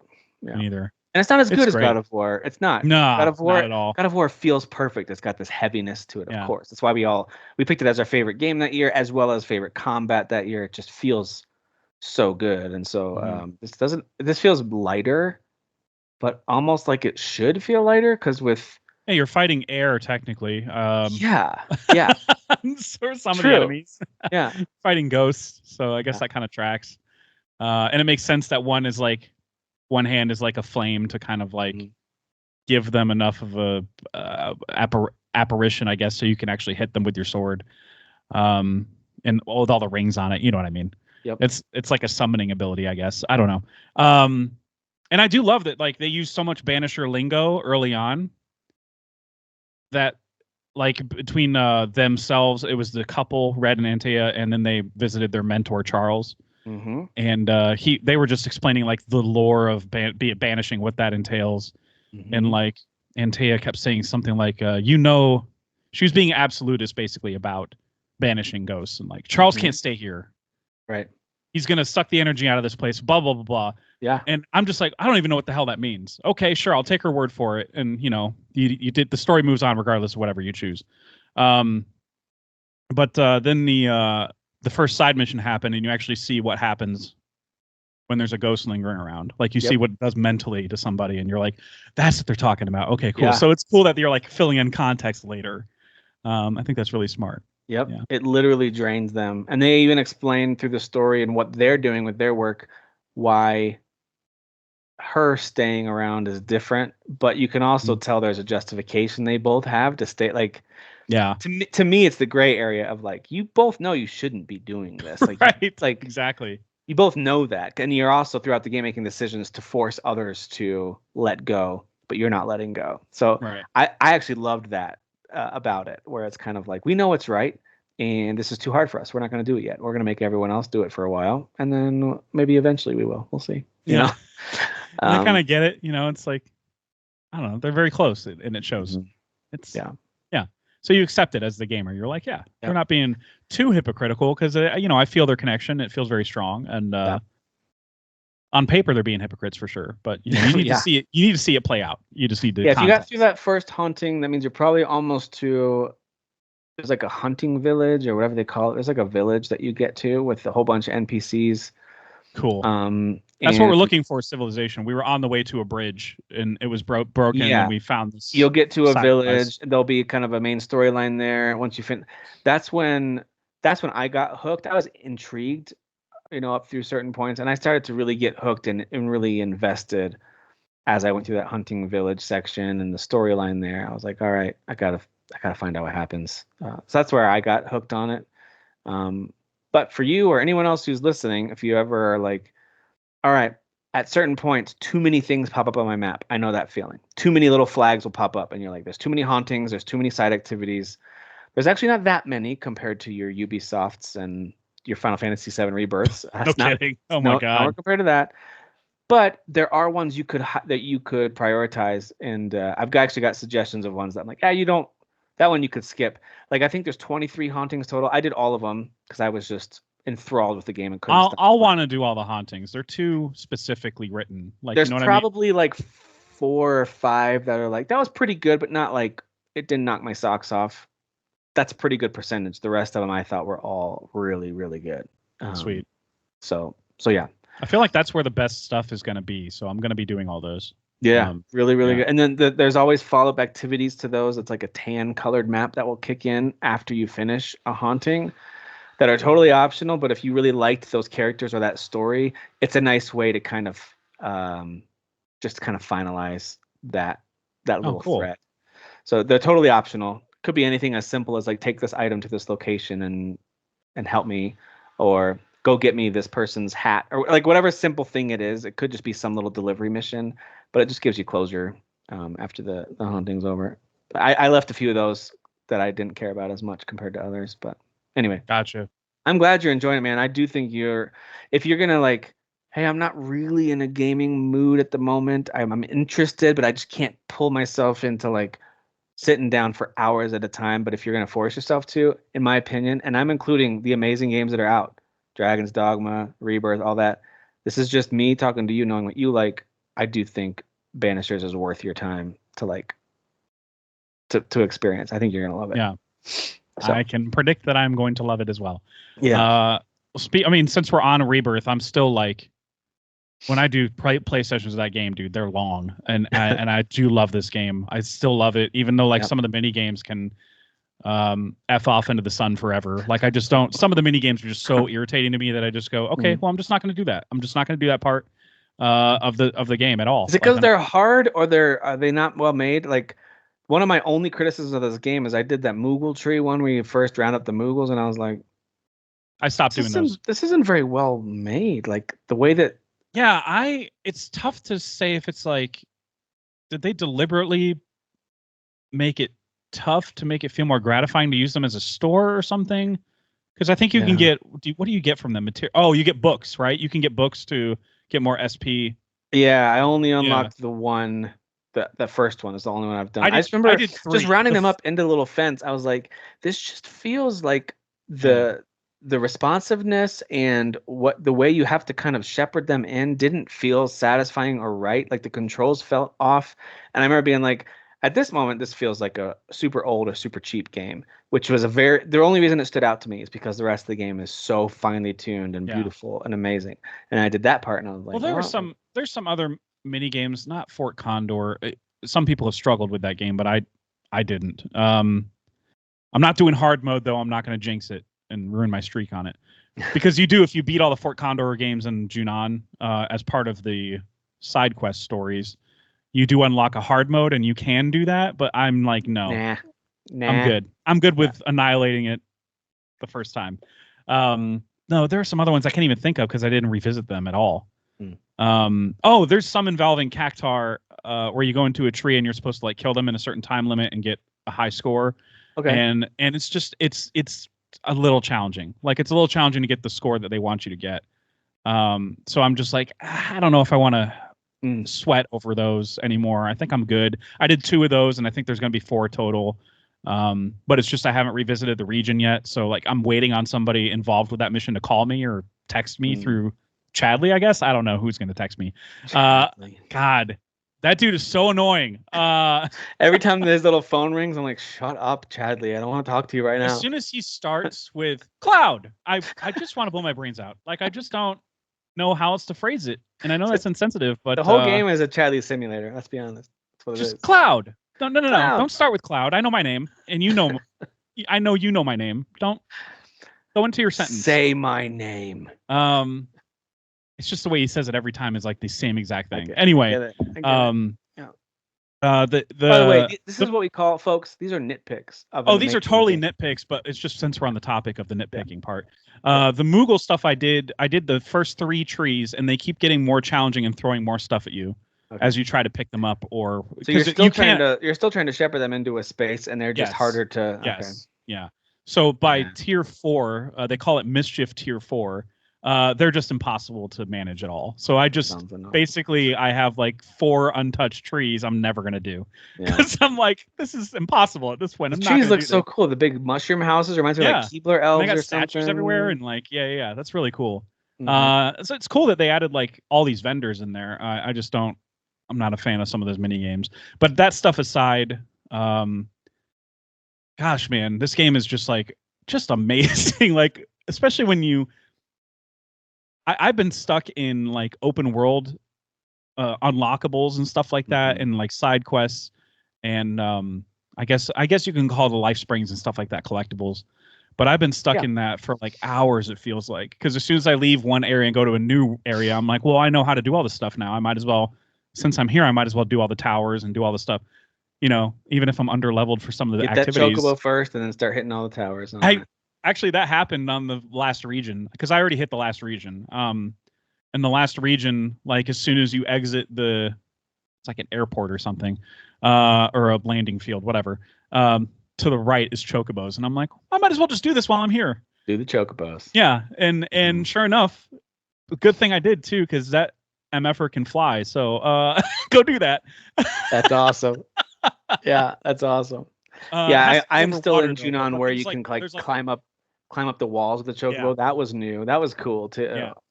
So and each one of them, each time you go to a new region, they do something different. That's cool. So that's really cool. Like this final region is like, not that they can fly like anywhere. Yeah. Like they have like a specific like water jet capability or whatever. But because it's like an area that's like has islands and stuff that you want to go out and explore. That's cool. But so as soon as I got that, I did all the stuff. And then I found a side quest that actually says, go find me a chocobo. And Cloud just goes, I already have it. He's right here. So apparently I was supposed to just go do the main mission and then come back and then do the side quest. Yeah. Whoops. But anyway, having been in that hole of doing open world stuff for hours and hours, now I'm just doing main quest stuff. I more or less have a full party at this point. When you start chapter 12, you have like more or less all your characters. And then you unlock additional side quests in regions you were already in. So like now I have another grassland side quest of Junon. I have like every one of them has like one side quest. And there's one that I abandoned in 2 actually. One in Gongaga, and then there's another one on like a Cosmo Canyon area. And the Cosmo Canyon one was like, go find these life springs for me, and here's a shitty drawing of where they are. And you had to look at it and compare it to your map. And I couldn't figure it out. So so I just said, I'm not doing the side quest. Yeah, you know what? Not happening. You do it, old guy. you do it. And then there's another one where I just couldn't figure out how to pressure an enemy, so I just left that one. I let that one go. But I'm okay with that. Like, I mean, I've been doing I'm 51 hours into the game. I think I'm doing okay. And I'm still gonna, like, every time there's like a new thing on the map, I'll go try it one time. Like, examples of those side quests that I abandoned, the Moogle trees. You want to experience it. Yeah, exactly. Every time there's an intel phenomenon thing, it's going to be different for every region. So I'll go do at least the first one and be like, what's this about? And if it's just like, oh, this is just a combat simulator. Oh, okay, well, then I'm good. I don't need to do any more of these. I've done it before. I still love getting the summons, though. Don't get me wrong. Like, I still love analyzing the data on the, like the Titan and the Phoenix and stuff like that. Yeah. And then going to fight them and actually secure that as a summon. I think that's super cool. I have all of them so far, and they're all like 4 stars. Yeah. However many party members I have. Isn't it true that if you do the investigation before you get them, they actually are stronger? I know Dan was saying that he thinks they're weaker. Aren't they stronger if you do those? When if you do all 3 of the intel on the summons, you can go, by next time you go fight them, you can choose to fight them on a way easier difficulty. And then when you beat them, you get a 4-star materia summon.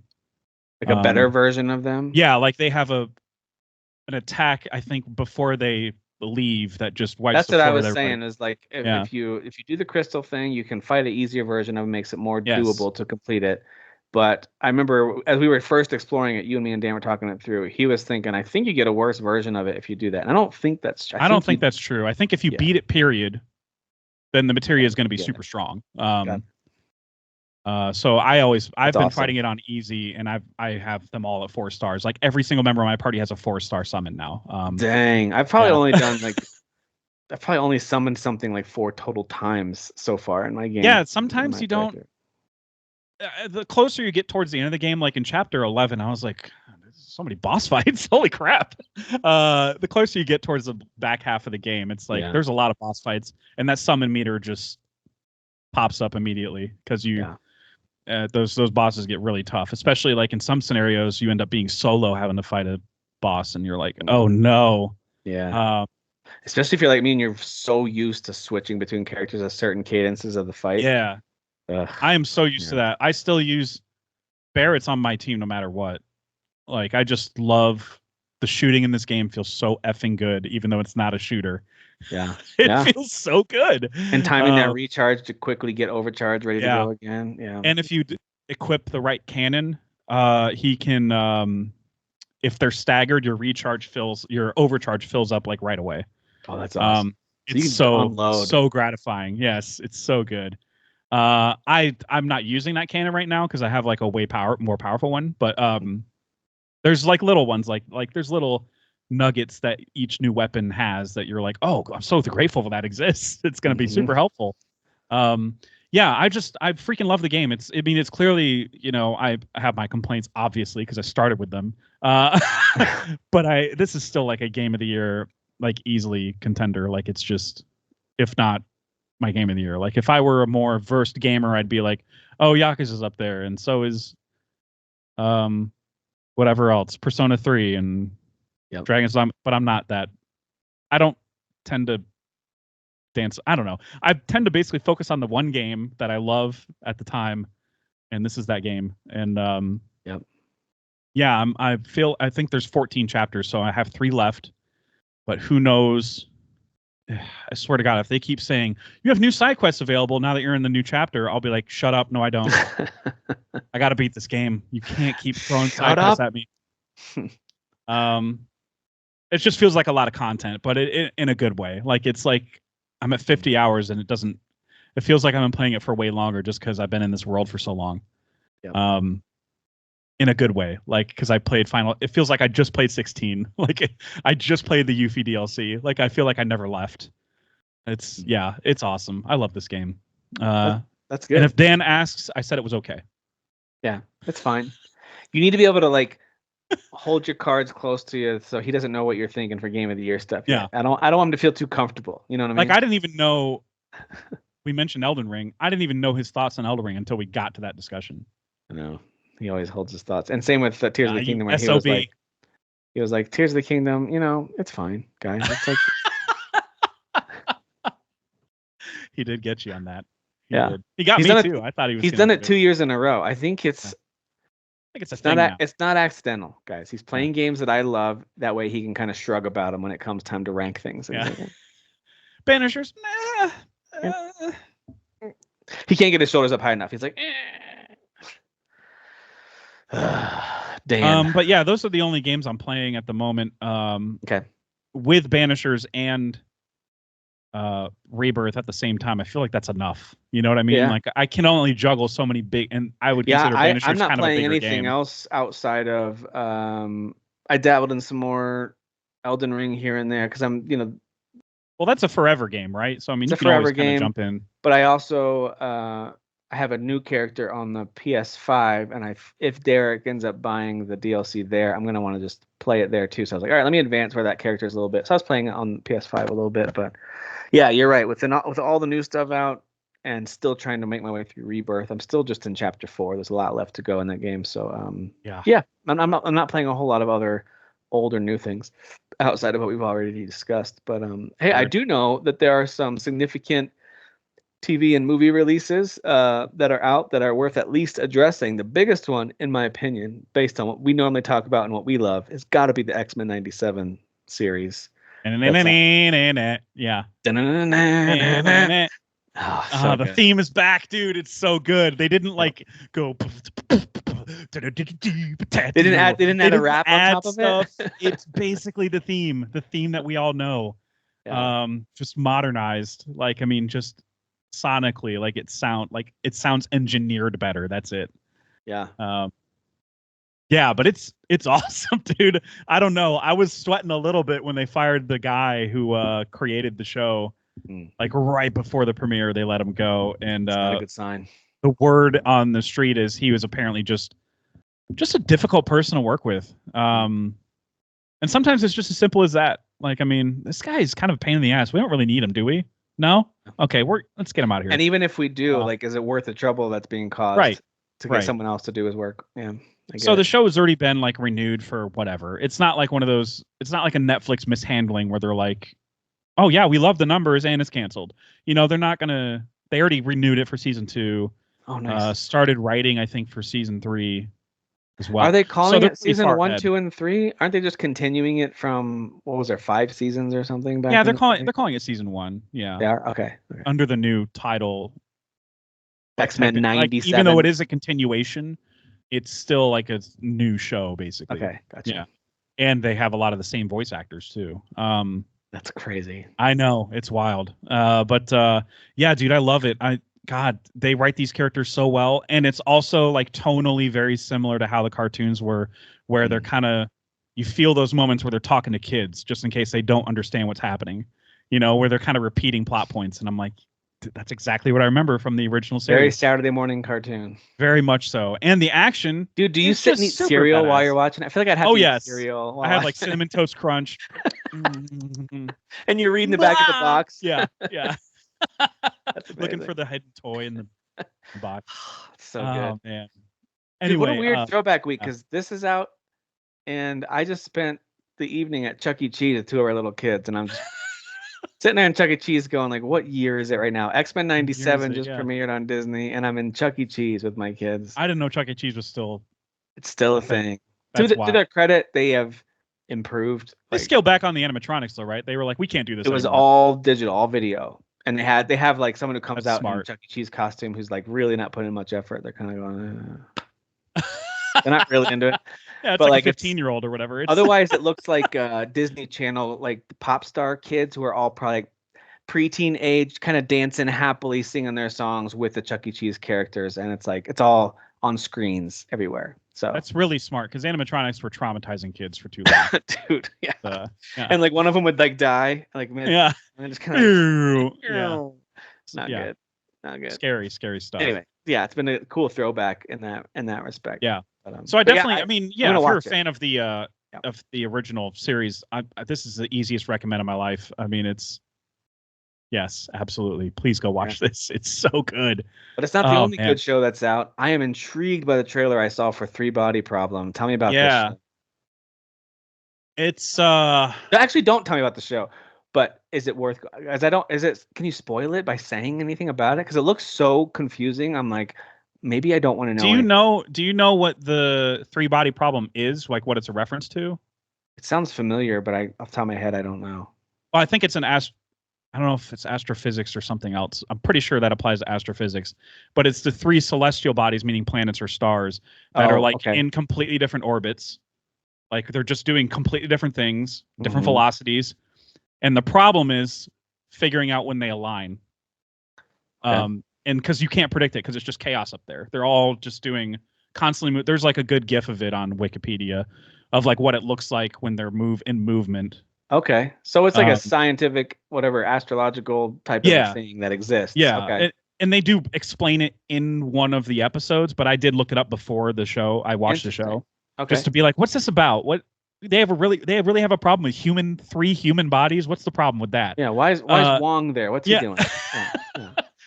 So I had to look it up to see what that was about, and they do explain it in like episode 4 or 5. There's 4 and 5 technically together. There's like the biggest exposition dump you'll ever get. It's clearly explaining the motives of certain characters, and they say the 3 body problem and how it's unsolvable and blah blah blah. And I'm like, oh, I didn't even have to look that up, but it did help knowing that, so I didn't feel so stupid when they were explaining it to me. You know what I mean? Yep. Because they do talk about actual like astrophysics stuff in the show. But they kind of they understand the audience that's watching is not professors. They understand who's watching the show. But anyway, it is a sci-fi show, and there's a huge mystery element to it. Like the trailers have not revealed really anything about it. Right. And I didn't know anything about the books, so I didn't know what this was either. But the trailers were good enough that as soon as I saw it, I put add to list. I didn't even know anything about it. I hadn't seen anyone post about it yet. I was just like, holy crap, this looks intriguing. Yeah, like the first episode just has character, like there's some characters are seeing weird things, and then it ends on this cliffhanger where everybody's seeing a weird thing, and you're kind of like, what's happening here? And they just kind of like drip feed you. Like the first 3 episodes are really what I would call the premiere of the show. Because it ends on this crazy cliffhanger where like all the players by then. There's some bloodshed. There's like crazy cliffhanger. Yeah. And then 4 and 5 is one of the best episodes of television I've ever seen in my life. It's so good. But 4 and 5, it's that good. I promise you, it's so good. Holy shit! Is it 5 episodes total? No, it's 8. So like 5 could have been the finale, and I would have been fine with that. Like because it was so much information and there was like big set pieces and stuff. Big for a sci-fi show. It's not like big like fantasy, like there's a billion people battling each other and stuff like that. But yeah, and then the fact that there was like 3 episodes after that was just basically fallout from what happened in episode 5. Yeah. And yeah, it's just people playing chess with each other verbally and mentally and stuff like that. And it's really smart, dude. And I know a lot of that's probably coming from the book, but the books are done. So like here's the thing with Benioff and Weiss, who did Game of Thrones. Right. Once they had to come up with their own material, people would argue that's when the show got worse. I still enjoyed it, but you could still enjoy something even if it's not up to the quality that was originally. Right. I think it's fair to say it certainly lost its footing at least a little bit. Like its core heart was a little different. And in my opinion, not quite as strong, but it's still when good. They have the ability to focus on adapting something straight from the source, they're freaking magical at it. Start to finish, bring it to life. Yeah. Right. And this is done. This is a trilogy of books. They're done. So first several seasons of Game of Thrones was one of the most magical adaptations I'd ever seen. Yeah. For anything. Those first 5, even season 5 was like kind of dipping into hypothetical territory. Yes, it was. But even then, it was still like, but this is really good shit. Definitely like, the first 3 or 4 were just kind of like, this might be perfect. Yeah, pretty much. Anyway, because I think Battle of the Bastards. I'm looking forward to this. How many books are this? Is this series? 3, but I think they want to do like 4 seasons because it's a lot of stuff. 3 or 4 seasons of TV. Yeah. All right. I hope Netflix. I hope don't cancel it. You never know, man, because this show has been showing up consistently on the top 10, but it's still like for Netflix, that's just not enough. And like you can tell watching the show that it's very expensive. So it has to, I assume there's a high threshold of like viewership or whatever that they'll have to hit in order to keep getting renewed. But I thought that the nature of the contract that they had with Benioff and Weiss, the contract that they had with Netflix was like they signed like a X amount of years deal with Netflix to work exclusively for them. So I don't know. I just can't picture them just being like, never mind, just do a different show now. Like I just can't picture them doing that. I don't know. Yeah. Great cast, by the way. You mentioned Wong. Benedict Wong is in it.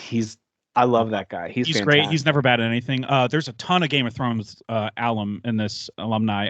There's also that girl Elia, whatever her name. She's good. I've seen her in other stuff. Gonzalez, maybe. Anyway. Oh yeah, Isa. Yeah, Isa. Whatever. Gonzalez. There's a whole bunch of recognizable faces and or names that I saw. Yeah, you'll recognize some of the British people just from other shows, but the Game of Thrones people are easy to spot. Davos plays Davos, yeah, a figure in this show. Let me just say that. All right, and it's worth it just like figuring it out as he explains, as more details are kind of you just laid said out he's in the main show. Characters. He's a character. He's in there. He's in it. He is in the show, and actually, believe it or not, and this is more of a cameo, inconsequential role. I was surprised to see the guy who played Varys back working with Benioff and Weiss again. He's in a brief, like I think it's episode 4 or 3. He's in like a brief scene, and I was like, man, I thought based on his, because you can see his visceral reaction and disappointment to being killed off in spoilers on Game of Thrones. Sorry. and he's also said in interviews that he was not happy with how Game of Thrones went for him. Yeah. And how it ended overall. He hated it. So the fact that he was like able to mend. Good news is that might not be canon of what happened. We don't know. We won't know for a while. But the fact that they were able to like kind of like build a bridge and like mend it together and get them back working together. That's really cool to see that. Those are hardly the only Game of Thrones people you'll see. Sam Tarley's in it, of course. Yeah, I saw his face on there. Is featured pretty heavily. Yeah. He's and then the guy who was in like that movie Overlord. What else has he been in? Jovan. He was in Babylon. He's played the trumpet on Babylon. Crap, man. I can't remember his name, but anyway, he's a great actor. Super good cast, dude. And then like the main, I would say the main girl is like this Chinese actress. Never seen her before in my life, but she is fantastic. Yeah, it's hitting on all the cylinders, man. It's this is the Benioff and Weiss that I remembered from. I'm looking forward to this one. It looks. I'm kind of excited to jump into something new when it comes to TV show. Like, all right, tell me a new story. Give me something new. This is tough to quit. Like, I remember not feeling like I was in a gaming mood. Do I look to be in a gaming mood? I was not in a gaming mood at all on I think it was Thursday night because the show dropped on Thursday. Okay. And it was like midnight or maybe even 11. And I was like, whatever, let's just throw back on 3 Body Problem. 2 episodes in. And then I couldn't stop watching after episode 3. Like, I guess I'm not sleeping. Yeah. So. And then I finished the final 3 episodes. Literally, I woke up on Friday, set my alarm just to watch the episodes. That's awesome. It was just so good. Oh my God, man. And you could argue that compared to episode 5, it maybe ends on a whimper, but I feel like they've set the table. All the pieces of the meal are there, and now we got to figure out, how to hand it out to everybody. I guess, I don't know how to phrase that, but yeah. No, I get it. Yeah, I haven't watched much new, and I know you have a couple movies to at least touch on real quick. We'll talk about those too. I don't have much. We already have about gaming. New that I've watched. I am watching a good amount of March Madness as I'm able to. Only what's available on Paramount because I'm not paying for cable again to watch True TV and TBS. Just not going to do it. No. You don't? Okay. No. So I don't blame all we have is Paramount Plus still. So that airs at least one game throughout each day. Like it'll do like back to back games. I've been seeing it on Max too. Yeah, I think that airs True TV at least, maybe TNT or TBS as well. But yeah, TNT, TBS, all live sports basically is secured for Max. So yeah, but that's been pretty fun. We all did brackets as a family, so that was a good time. So did that, and other than that, I mean, I'll still just fall down these YouTube rabbit holes every once in a while. Me too. I have discovered, and I make fun of it, and I always will make fun of reaction channels, but sometimes I catch myself watching reactions to stuff that I love because I just want to see. I love watching, and I'll spend hours and hours like on a work night, being up at like 2 a.m. watching reaction channels of like of vocal coaches reacting to like Jeff Buckley, for example. Like if it's singers or a specific song specifically that I like or performance that was like I got to see other people's thoughts on this performance because that could be that. It could be some people even do compilations of reactors to key moments in movies of like some of my favorite movie moments and who knows what like I haven't thought of that. Now you're gonna put me on another rabbit hole. I haven't even Dude, thought it's of a that. problem. Like at first I was like, that's stupid. Why would I care? And then next thing you know, I'm getting teared up watching everyone cry while Robin Williams tells Matt Damon it's not your fault in Good Will Hunting over and over again. I'm like, I know it's not your fault. So like, yeah. So sometimes that occupies way more of my time than it should. But it's not just, it could be anything. Like I love YouTube content around sports, around gaming, trying to stay out of the politics stuff as much as I can, although it really wants me to watch it because it's an election year. The few times that I've dived in a little bit to see, I've never been happy during or after it. So I'm like, what am I doing? I need to stay away from that. So true. It doesn't matter. It doesn't matter what the conversation is or which side is making the content to back you up. Even as a lurker, I'm really good at lurking on Reddit in like the political threads. Even as a lurker, I'm like getting worked up looking at comments going, oh, you're an idiot. Oh, you're smart. I agree with you. Oh, you're dumb. And I'm like, and then eventually every time you ask yourself, what am I doing here? What am I doing? Right. I'm not going to contribute anything. Yes. And what is even the point of contributing anything? I'd rather go back and watch some people who never watched Lord of the Rings bawl their eyes out when Sam says, "I can't carry it, but I'll carry you," and I'm like, I'm gonna watch that over and over again instead. You bow to no one. Yeah. Oh, my friends, you bow to no one, and then the music, and I'm like, right. Yeah. So good. So now I want to look up reactions to episode 5 of 3 Body Problem, because there's some stuff that happens in that episode that makes me go, I want to know what other people are thinking about this, because this, especially people that don't know anything about the books like I didn't. I mean, they got to be like, whoa. It depends on what kind of reactions you like. There's plenty that I don't care about. Plenty that just sit there and look at the camera and don't say anything as the thing's going, and they're like, I don't watch those. It's the ones that feel like they could be your friends or your family that are like, totally. There's something about that, and the ones that do it really well do it really well. So I see the benefit of it, and I see how it's content that makes them money, and I'm glad that it makes them money. But it is also fun to make fun of, because the thumbnails are ridiculous for most of them. They really are. They're so silly. Like, it's like the artwork right there. And so dumb. Or it's them going like this. It's just like, stop. I'm glad you mentioned YouTube, because I did go in a rabbit hole myself, but right before 3 Body Problem came out, and I did not know what that show was about before I watched it. Yeah. I watched Neil deGrasse Tyson be interviewed by Leslie Stahl from 60 Minutes, who's been retired for I think years. And this was like I think this was recent, like a few months ago, because there were definitely some references in there that were like very present day. And but he was explaining our place in the universe and stuff like that, and like in such a way that only an educator that's that passionate about educating people could explain it. And it just blew my mind. And I was influenced by a gummy, and then so that blew my mind even more. But like, he's so enthusiastic, though. He's fun to listen to. So enthusiastic, and like when he talks about politicians that like he didn't really get political in a traditional sense that we argue about, like with identity politics, all that stuff, geopolitics, stuff like that. He talked about what the politics landscape looked like when we went to the moon, and how when people landed on the moon and turned around and looked at Earth, they were like, everything we're arguing about on Earth does not matter. It doesn't matter. We've got to protect that's legitimately planet. I mean, that is a literal new perspective. You know what I mean? That's crazy.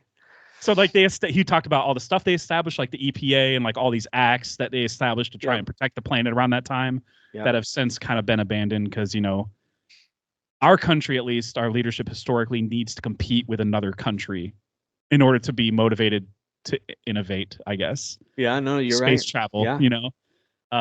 So now the argument is China going to get to Mars first, or is it us? Like, we got to kind of beat somebody at the foot in the space race. Matt Damon's already been there. I saw this. I saw the documentary. Legend says he's still there. Yeah, with the potatoes and stuff. He had the potatoes. Potatoes. Yep. Yeah. Oh, that was so sad. That was like a character dying when the potatoes went.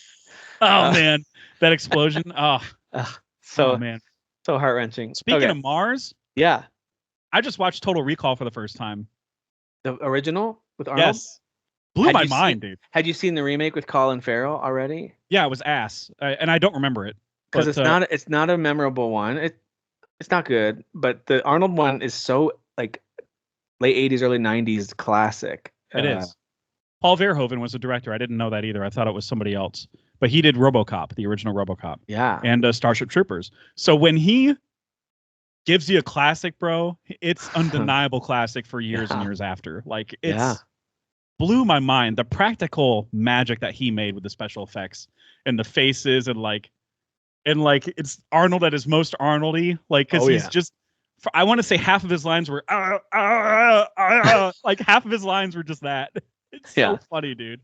But he's always named something super American, like John or Rick or something. His name was like something that. Quaid in this movie, and Jack Quaid or something.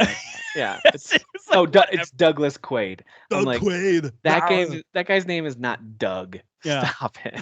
Get the hell out of here. And I love the whole, like, there's a whole exchange that he has at some point. I don't know when the last time you saw this movie was. It's been a long time. Sharon Stone, who's like pretending to be his wife. It's the Kate Beckinsale role in the remake, if you're not familiar. Can't believe I remember there's that. A part he's talking to like a head that I remember. I don't know how they did that part. Anyway, I remember that kind of stuff. He's talking to his wife, and they're on Mars, and they're trying to convince him, you're still at Recall. You're still at that company that's trying to implant a dream in your head.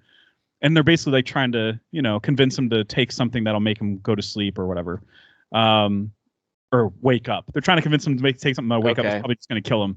But like the whole conversation is just like trippy, dude. Like, I mean, there's some good cerebral stuff in this movie, even by today's standards. When they're like, no, you're still a recall. You're still dreaming, dude. Like all this stuff that you've been experiencing is the spy dream that you asked for at the company. So, and I was like, whoa, it's that kind of movie, isn't it? Yeah. It's where you don't know what's real and what's not. I love that, dude. It's so good. It's so good. Dude, let's just real quick. Here are some of the names he has in some of his movies. Jack, Carl. Carl is from the Terminator Dark Fate movie. James. Let's see. Man. John. There's several Johns. I know he's called John in several movies. Yeah, he's called John. There's one where he's Ray Owens. His name is Ray Owens. Is that That's The Last Stand. Damn it. I don't think I saw that one. Of course, in The Expendables, he's Trench. That's fine because that could be a nickname. Yeah.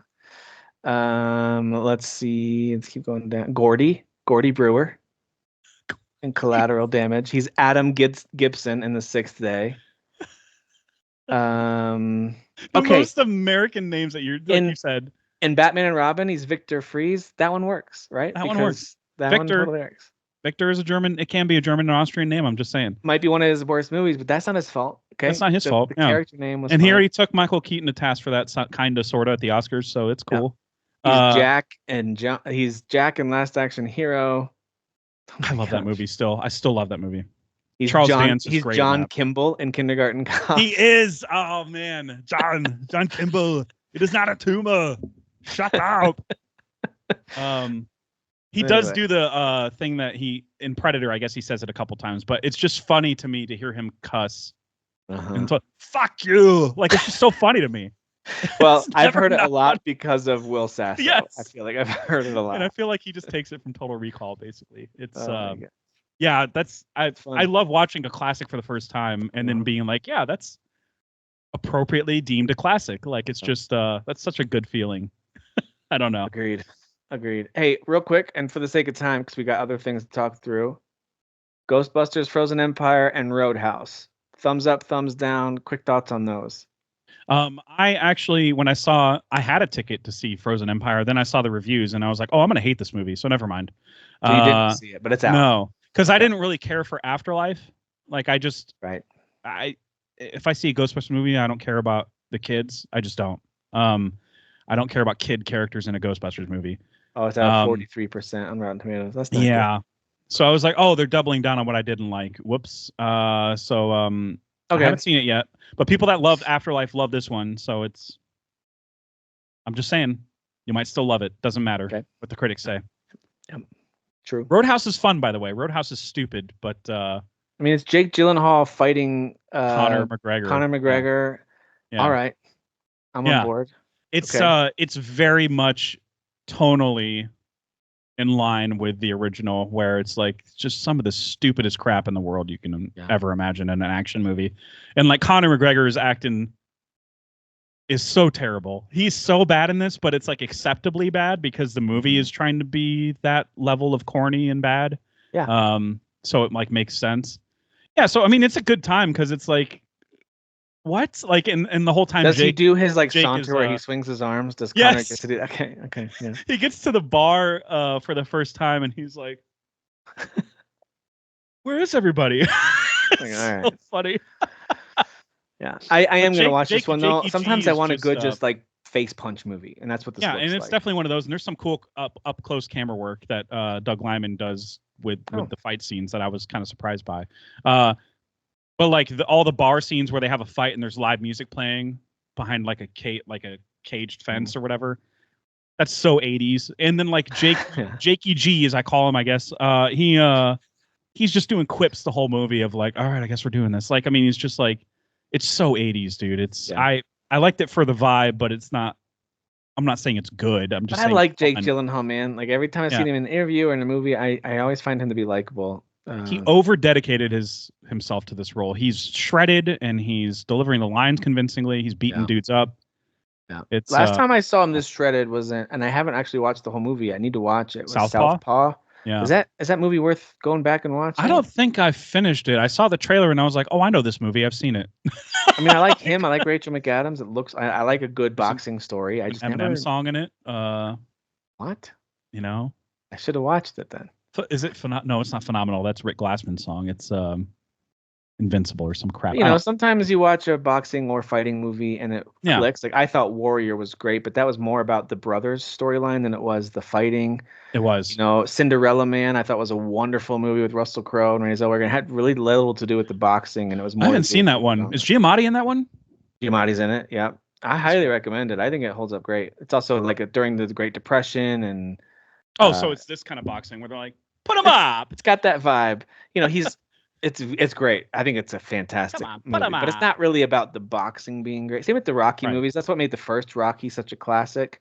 Right. And some of the later Rockies nowhere near as good because they're more about the boxing and less about the characters. They got back into it with the Creed movies for sure. Exactly. Well, and Rocky Balboa. The Balboa one was a really good one. Yes, that one was a good one. So anyway, okay, cool. So I will watch Roadhouse. I'm looking forward to. Why not? It's on Amazon. It's already there. Yeah. I need something punchy. And that's where it belongs too. I'm normally an advocate for release your movies in the theater, but this one, no, it's a streamer. Yeah, no, I get it. All right, so I want to go real quick through some headlines that jumped out to me this week, in case they're interesting to you or to the listeners. But there's a lot more. Trimming them down though, just for some kind of quick hits on the headlines. Ubisoft is showing off AI-powered game characters at GDC this past week. And what's GDC? I'm not familiar. The Game Developers Conference. Oh, is that why Unreal had their thing? Oh yeah, there was a lot of news that came out of that. There was some awards that were given out to games and stuff like that, and development teams. It was a very weird juxtaposition between that and more and more layoffs happening, more develop. Like I think there was even some protests happening that this was going on. There was a celebration of developers, while developers are getting laid off in these huge waves across the country, but across the world. But anyway, there's some interesting stuff there. If you're interested in that, go check out that article. There's a bunch of coverage on it. I like the Video Games Chronicle article about it, where it breaks down how you actually did voice activated interactions with AI in this particular case. Everything from getting to know a character, and then one of them was he's watching via drone while you do a mission in a game and commenting on it, but the AI is generating the dialogue with you. It's not like predetermined things. If you say this, the AI, the NPC will say that. So it's very interesting stuff, and I could see that being, it probably already is, and we don't know it, but I can see that being a key part of games moving forward, is allowing AI to power your, the dynamic world that you're interacting with. Yeah, they've already been doing it for a few years, but not to that degree, I assume. Yeah, like an NPC that is AI powered, like the technology that runs that NPC isn't a whole bunch of if-then statements, which usually is like, if your character makes this decision, they now treat you this way, or will use this dialogue. Like, no, it's dynamically making those decisions without code.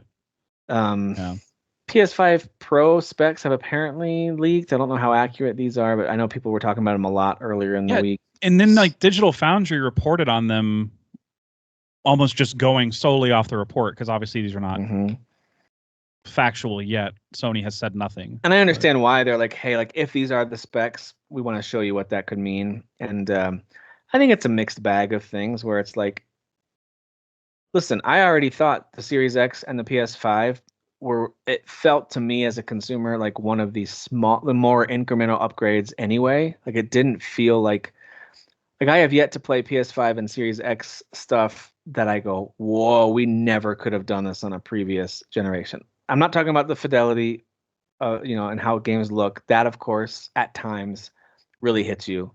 Ratchet and Clank or God of War, Ragnarok, I guess. But even then, like Horizon Forbidden West, that released on PS4 as well, and you get to play that game, it just looks better. It's almost like having a better GPU in your computer. More or less, yeah. So yeah. I do feel like we're in a weird spot now where maybe it's AI, maybe it's some of these other pieces that are floating out there in game development that are going to help us get to the next level. But it does feel incremental. So when I see that the PS5 Pro is anywhere from a 50 to 70% overall increase in rendering speed and load speed, and this new potential DLSS style upscaling feature they might have, okay, Like, I'm not mad about it, but I'm also not excited about it. Like, I don't know. I guess I don't have super strong feelings. A lot of people do, of course. So, but anyway, we'll I find don't. I out just when we know I'll find be out. skipping it for now. Yeah, You I know. don't see myself going for it. Right. I I'm don't want still. the hassle of it, and Right. I just don't see. Maybe if I were to really upgrade my TV this year in a moment of like, you know what, it's finally time to get the next whatever. Okay, maybe in that scenario, I would. I don't know. Yeah. I don't know. I think that kind of went hand in hand with my first 4K TV. I got a PS4 Pro shortly after that. Okay, And yeah, that's when I was like, okay, this makes sense. This purchase makes sense. I yeah, don't have anything I could game in I get that. 4K on. Yeah, I get that. And then even PS5 I took a while on because I mean it was just tough to get one. But um I did upgrade my TV before I got it. So like that was a whole side purchase as well. So I do consider those things hand in hand. Like if I'm getting a better TV, sure. Yeah. But an 8K TV where everything's playing in 8K, sure. But I don't think we're there yet with 8K. So I don't know. I don't see the point myself, but yeah. But hey, people who are tech heads and they just want the latest and greatest, you're probably going to get a PS5 Pro this holiday. I'd be shocked if you didn't. It sounds like that's all signs are pointing that direction. Final Fantasy 16 and Dead Island 2 are getting DLC or expansions, I guess you could call them. They're both expansions this April. On the 17th, you're going to get Dead Island 2's second story expansion called Sola or South. I guess that's South LA is what that stands for, right? I assume. SOLA. Or is somebody like Gen Z going, that is so LA? Dude, because it's a I funny feel so game. old because that absolutely could be it, and I'm convinced. So that could be that. And then the Rising Tide expansion, of course, we know that's going to feature some element, some engagement with the Leviathan. Don't know exactly what. It's a whole new icon ability, and that'll be on April 18th. So right there in the middle of April. And this is the expansion on 16 that matters. I don't know how else to phrase it. Right. But the other one is a nice kind of update with some missions. Yeah. It's like a 2-3 hour thing where you're kind of exploring parts of a map you've already been to, but they added something else. Yeah, this is like a new area, Leviathan. You get to grab those abilities from Leviathan at some point. Because I saw them use it in the trailer. They were using water-based attacks, and I was like, whoa, that could be fun. Cool. That's going to ruin my entire build, though, but whatever. That's fine. Because I have that's coming out in like 4 weeks. You're not gonna play this for a little while. Come on. Are you 4 weeks from now? You might. I might. I guess a lot can change. Because they're short enough too. They're not like. I would hope it's short enough. Jesus, I don't need a 10-hour expansion. But like, isn't it paid? It might be. Who knows? The last one was 3 hours, so I'm hoping it's like something. But isn't this a paid one though? Yeah. I think they're both paid. Oh, they already did a paid expansion for 16. I thought it was free. The update. Echoes of the Fallen was I paid for it. Oh, okay. I think you can buy it with like a deluxe edition, but I didn't buy that at launch. Got ripped off. I'm just kidding. I did. Yeah. I don't remember how much it was though. I didn't even check because it's Game of the Year. So this might also be a more manageable DLC. Okay. There's this rumor that because of the engine being used, this updated RE engine, that Resident Evil 9 could be an open world game. That also could just be wishful thinking. So they've apparently updated the RE engine to handle open world elements to allow that to render and just function better at open worlds. That makes sense with stuff like Monster Hunter. That also makes sense with Dragon's Dogma 2, which uses the RE engine. So it could just be the fact that, hey, it's an updated version of the engine that includes a lot of open world features, and it's also going to power RE9, and that's not connected. It also could mean that Capcom is exploring a little more of an open world approach to RE9, which would be really fascinating. Yeah, those games have been pretty well known for being shorter narrative experiences. So yeah, generally speaking, pretty linear. The maps can get big. Like Village had a lot. RE4 had a lot you could explore and go find, but not open world by not any wide stretch. Open. Yeah. I wouldn't even call them open areas. They were almost like linear areas you could revisit with a few. Yeah, but there's corners here and there. There were secrets for sure. So anyway, that'll be interesting. And the last but not least, Larian has said that it's moving on from Baldur's Gate to make a new thing. They basically have said we don't have any current plans for DLC expansions or a sequel. Like they are ready to move on to their next thing. I don't know if that's like Divinity Original Sin 3, their own IP, or if it's something totally new. I could totally see them doing a Divinity after this, having all the lessons they learned from Baldur's Gate 3 and stuff. I mean, I could totally see that. The previous 2 games were like award winners on their own, in their own right. Absolutely. So yeah, and I don't blame them either. Like, you don't necessarily want to get boxed in, but also and an expansion would be like what, another 100 hours? I mean, that's insane. I mean, I don't know. Yeah, that's true. Yeah. Also, like, I don't know. Maybe this has nothing to do with it, but expectations would be so high. Yeah. It feels like it'd be impossible for them to do it right. They would have to do another early access round for the expansion or something ridiculous, where they're even if they did, Baldur's Gate 4, even if they were like, hey, we're going to plan this for 2030 or whatever. I can't imagine the stress that you'd be under to try to deliver something worthy of BG3. I feel like a title like that should wait for GTA 6 and see how that changes the landscape at all. Because a GTA, every single time a Rockstar game comes out, it's like, oh, that's what we're doing with games now. Oh, we're doing that now? Okay. Because we'll do that. Thanks, Rockstar. Thanks for introducing that new thing that no one thought about. All right. Well, let's wrap it up with our little one-on-one show with a Try Hard Tracker segment. There's not actually a lot for this one. So here's what we're going to do. We're going to look at over 376 outlets and counting that have named Game of the Year for 2023. And we're going to talk through what we think might be the biggest reaches in terms of like, really, that's your Game of the Year pick? So we'll go through those, and we'll just talk. You'll be like Baldur's Gate 3, and we'll both be like, that's a reach. That's number 5. 1. Are you sure? So yeah, I've got a bunch of data here that I think is interesting and worth looking at. Side note, unless you already saw this headline, then it's not as fun to have you guess. But do you know which developer was the highest rated according to Metacritic last year? Oh, last year, 2023. How was it not Larian? Was it so it wasn't Larian then? No, but that's a good question. I wonder if they have to have released multiple games for this to count. Oh, is it more than one game? So like, it's what developers had their overall highest. They were rated Nintendo, their highest. I guess. I don't know. It was Capcom was listed. Capcom. Oh, because Street Fighter 6 and was there Resident Evil? Resident Evil 4. 4, that's right. And Resident Evil 4 was very acclaimed. Similarly, so that makes a lot of sense. So anyway, yeah, it must be a thing where they had to have multiple games. Otherwise, yeah, it'd be Larian, obviously. Mm-hmm. But no, Nintendo, of course, always has a couple of those weird like 70s games that come out that just aren't. Oh yeah, you're right. Yeah, I didn't even think of like they always have that other stuff they dabble in. All right, so here are from 2023. This is not going to surprise you at all that 2023 did have a clear, far and away game that won more top picks than any other game, and that would be, what do you think? Baldur's Gate 3. Of course, yeah. Over 54%. So we already found the try hard pick. That's so try hard. 54% of the awards that are tallied here, and by the way, I've submitted ours twice. They don't care about us. They haven't added ours. Not current enough. 54% of the awards submitted picked Baldur's Gate 3 as their top game. No surprise there. I would assume. What do you think 2 and 3 are? What do you think 2 and 3? 2 and 3 aren't too far apart. 2 Tears of the Kingdom, and 3. What was our favorite? Oh, that was Final Fantasy. It's not that.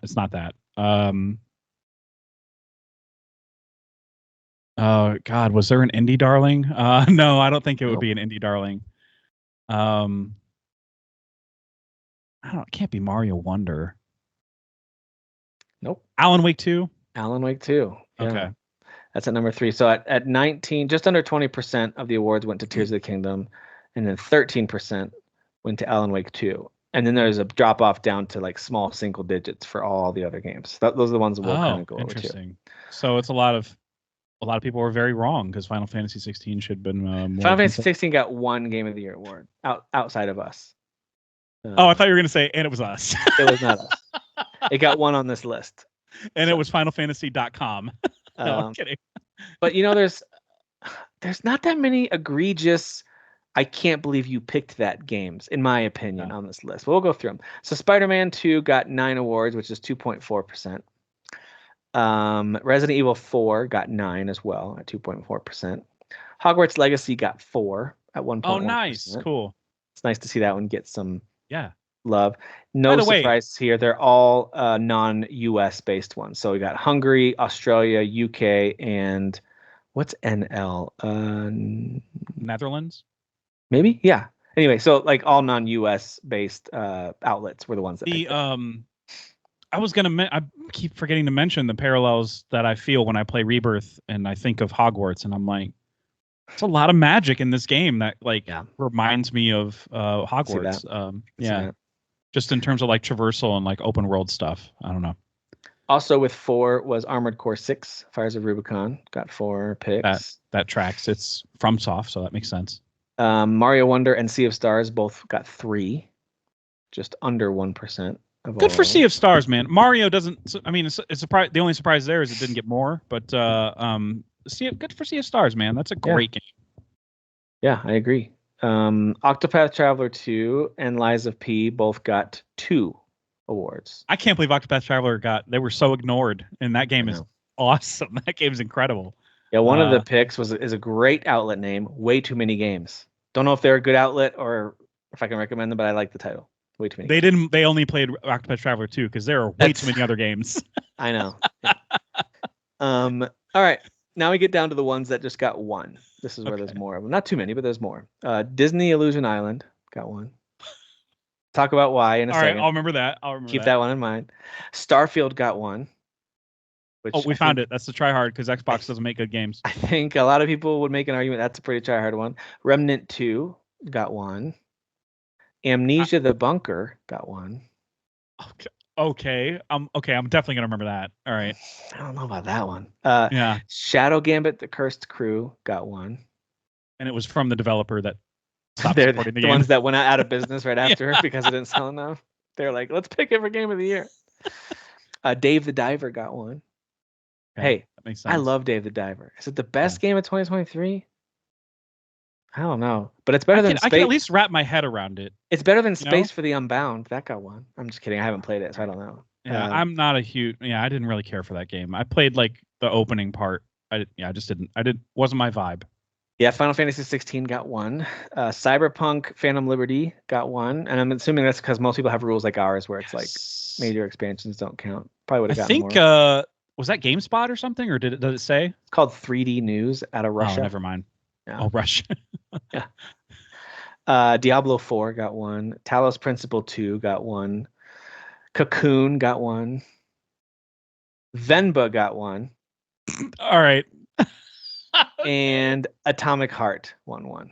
Oh, right. Come on. That was Russia. That was Russia again. No, that was actually out of the UAE. That was the only game they had access to. Yeah, no, I'm kidding. They're very. How are they allowed to play Atomic Heart? That game is not. I don't know. Good.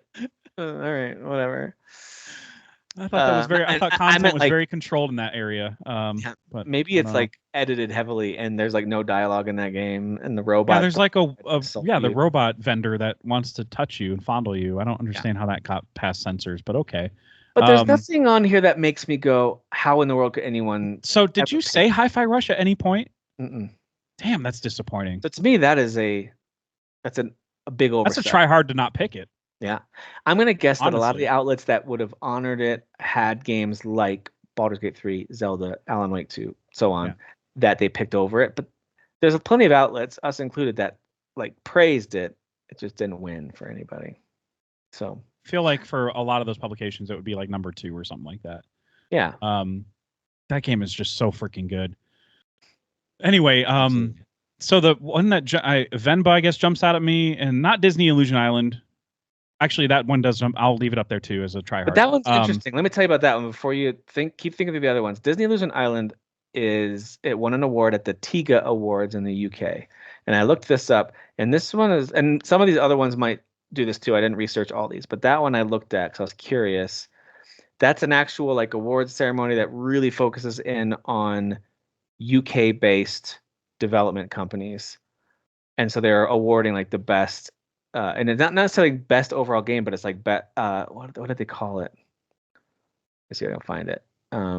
But anyway, all that to say, I think it kind of made sense in the context of who could have won this award. They had to be in the UK.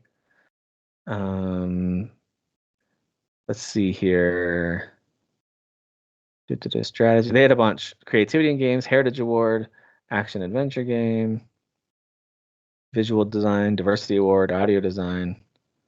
So anyway, so it won, but all of them had to be UK-based developers. Okay. So that really narrows down your pool to select from. I didn't realize Disney Illusion Island was. It was developed by. Yeah, I forget which company did it, but yeah.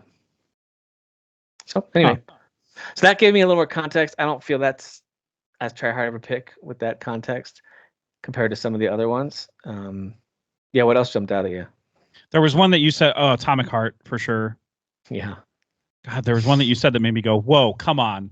Amnesia the Bunker, maybe? Yeah.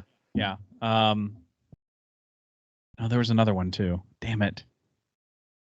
We got Space for the Unbound. We've got Venba, Atomic Heart, Remnant 2, Starfield. I'm okay with Remnant 2 and Starfield.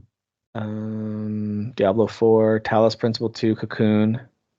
I'm okay with all those too. I can I can wrap my head around the choice basically. Like, so the ones that I highlighted, I like those games. The ones that I highlighted as like this might be pretty try hard are the ones you already mentioned: Amnesia the Bunker, Atomic Heart, Venba. To me, are like the three that I go. I don't know about these. Starfield, I understand why not everyone loved it, but I don't think it's a super reach for someone to have fallen in love with it and pick it as their favorite for a group to do that. Disney Illusion Island to me makes sense in the context of where it was selected. Cocoon makes sense to me. Talos Principle 2, I don't have an opinion on. I trust your judgment on that, and others have really liked it. And the same Space for the Unbound. So for me, it's Atomic Heart, Amnesia, and Venba. Venba is like maybe if it were awarded by like a cooking games publication, maybe that's why. Context. I've heard the game is actually good. It's just the type of game it is. I go, no. It just has a pretentious vibe, and that's probably not fair. That's probably not fair of me to say. There's just something about it. I'm gonna go with Atomic Heart because that is irrefutably not a good game. It's not a good game. What the heck? I don't understand that one at all. I can't say that Venba is not a good game. I haven't played it. I can't say that Amnesia the Bunker is not a good game, although it's 7.3 average on Metacritic. It's not a ringing endorsement necessarily, but right. But I've played Atomic Heart. I gave it a legitimate chance. I played it for a few hours. I really wanted to try it. I was actually pretty positive at the beginning, like, let's do this. That's kind of like a weird Russian BioShock. I'll do it. And man, it is not good. So I think it's Atomic Heart. I think that's our winner. I think that's our most try hard. Boom. Pick. And we have to thank them for making the try hard pick, because otherwise we would kind of be like, I don't know, maybe Amnesia. I don't know. I know.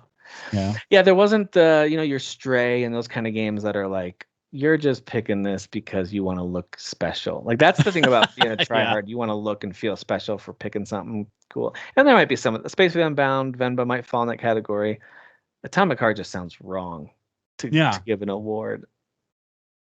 But anyway. It's basically a look at me pick. Look at me. I picked a game not a lot of people liked at all.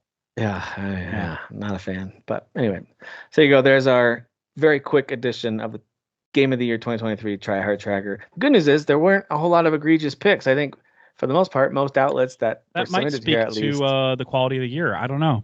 It was a really good year. Very. Yeah. Of course, in 2022 we did this, and Wordle was the one that we picked. Yes. But there were a lot of others. I mentioned Stray. That game had existed for 2 years already, and they were like, Wordle. That just really touched me when I guessed. Someone that one time in 2022, someone picked Just Dance as the game of the year. Someone picked, and I love this game, Power Wash Simulator as the best game of the year. Come on, guys. Come on. I don't get it. It's not game I played the most mindlessly while doing other stuff. It's best game of the year. What are you doing? Anyway. Well, that does it for us for this episode. Lots of good stuff to try out, so go play it. If you haven't played it and you need something story driven with all these open world games happening, you want something focused, I'll say it again, and I'll keep saying it probably all year ad nauseum. Banishers is worth your time and money. It's really, really good. But otherwise, open world stuff, you got Rebirth, you got Dragon's Dogma 2, Rise of the Ronin. You got a lot of good stuff to choose from. So fortunately, a slow last week in March. I need it. Yeah, it's looking like. And by that I mean there are some indie games that I'm eyeballing, but I probably won't. I don't know if I'll get them or not. But there is that South Park game that is coming out. That Trey and Matt have been pretty hands-on with, because they've been doing press for it and interviewing and doing showcases and stuff. So it seems like they've had a say, and they kind of knew that they wanted it to be more 3D and a roguelike type of experience, and co-op and stuff like that. But I still don't know. I still quality-wise, I'm like, I still can't trust it. I don't know what it is about this. The vibe of the game, I'm just not. It's not the same as like the other two South Park games that came out under Ubisoft. Yeah, there's the follow-up to Ender Lilies is also coming out this week. So yeah, you're right. Already? God damn. Yeah, that's coming out. It might be early access, but it is arriving. Let me see if it's going to be early. Yeah, it'll be early access on Steam. Yep. What are they calling it? Ender Magnolia, is that right? Ender Magnolia. Mm-hmm. Yep. So that's out this week. Yeah. So there are certainly a few like niche style. You're right, early access, but that's still kind of huge. And the first one was very beloved. Yep. Yeah. Yep. So anyway, all right. Well, we'll circle back on that. Hopefully Dan and Kyle are both still alive. We'll find out next week. But thank you all for listening and watching. We'll see you later.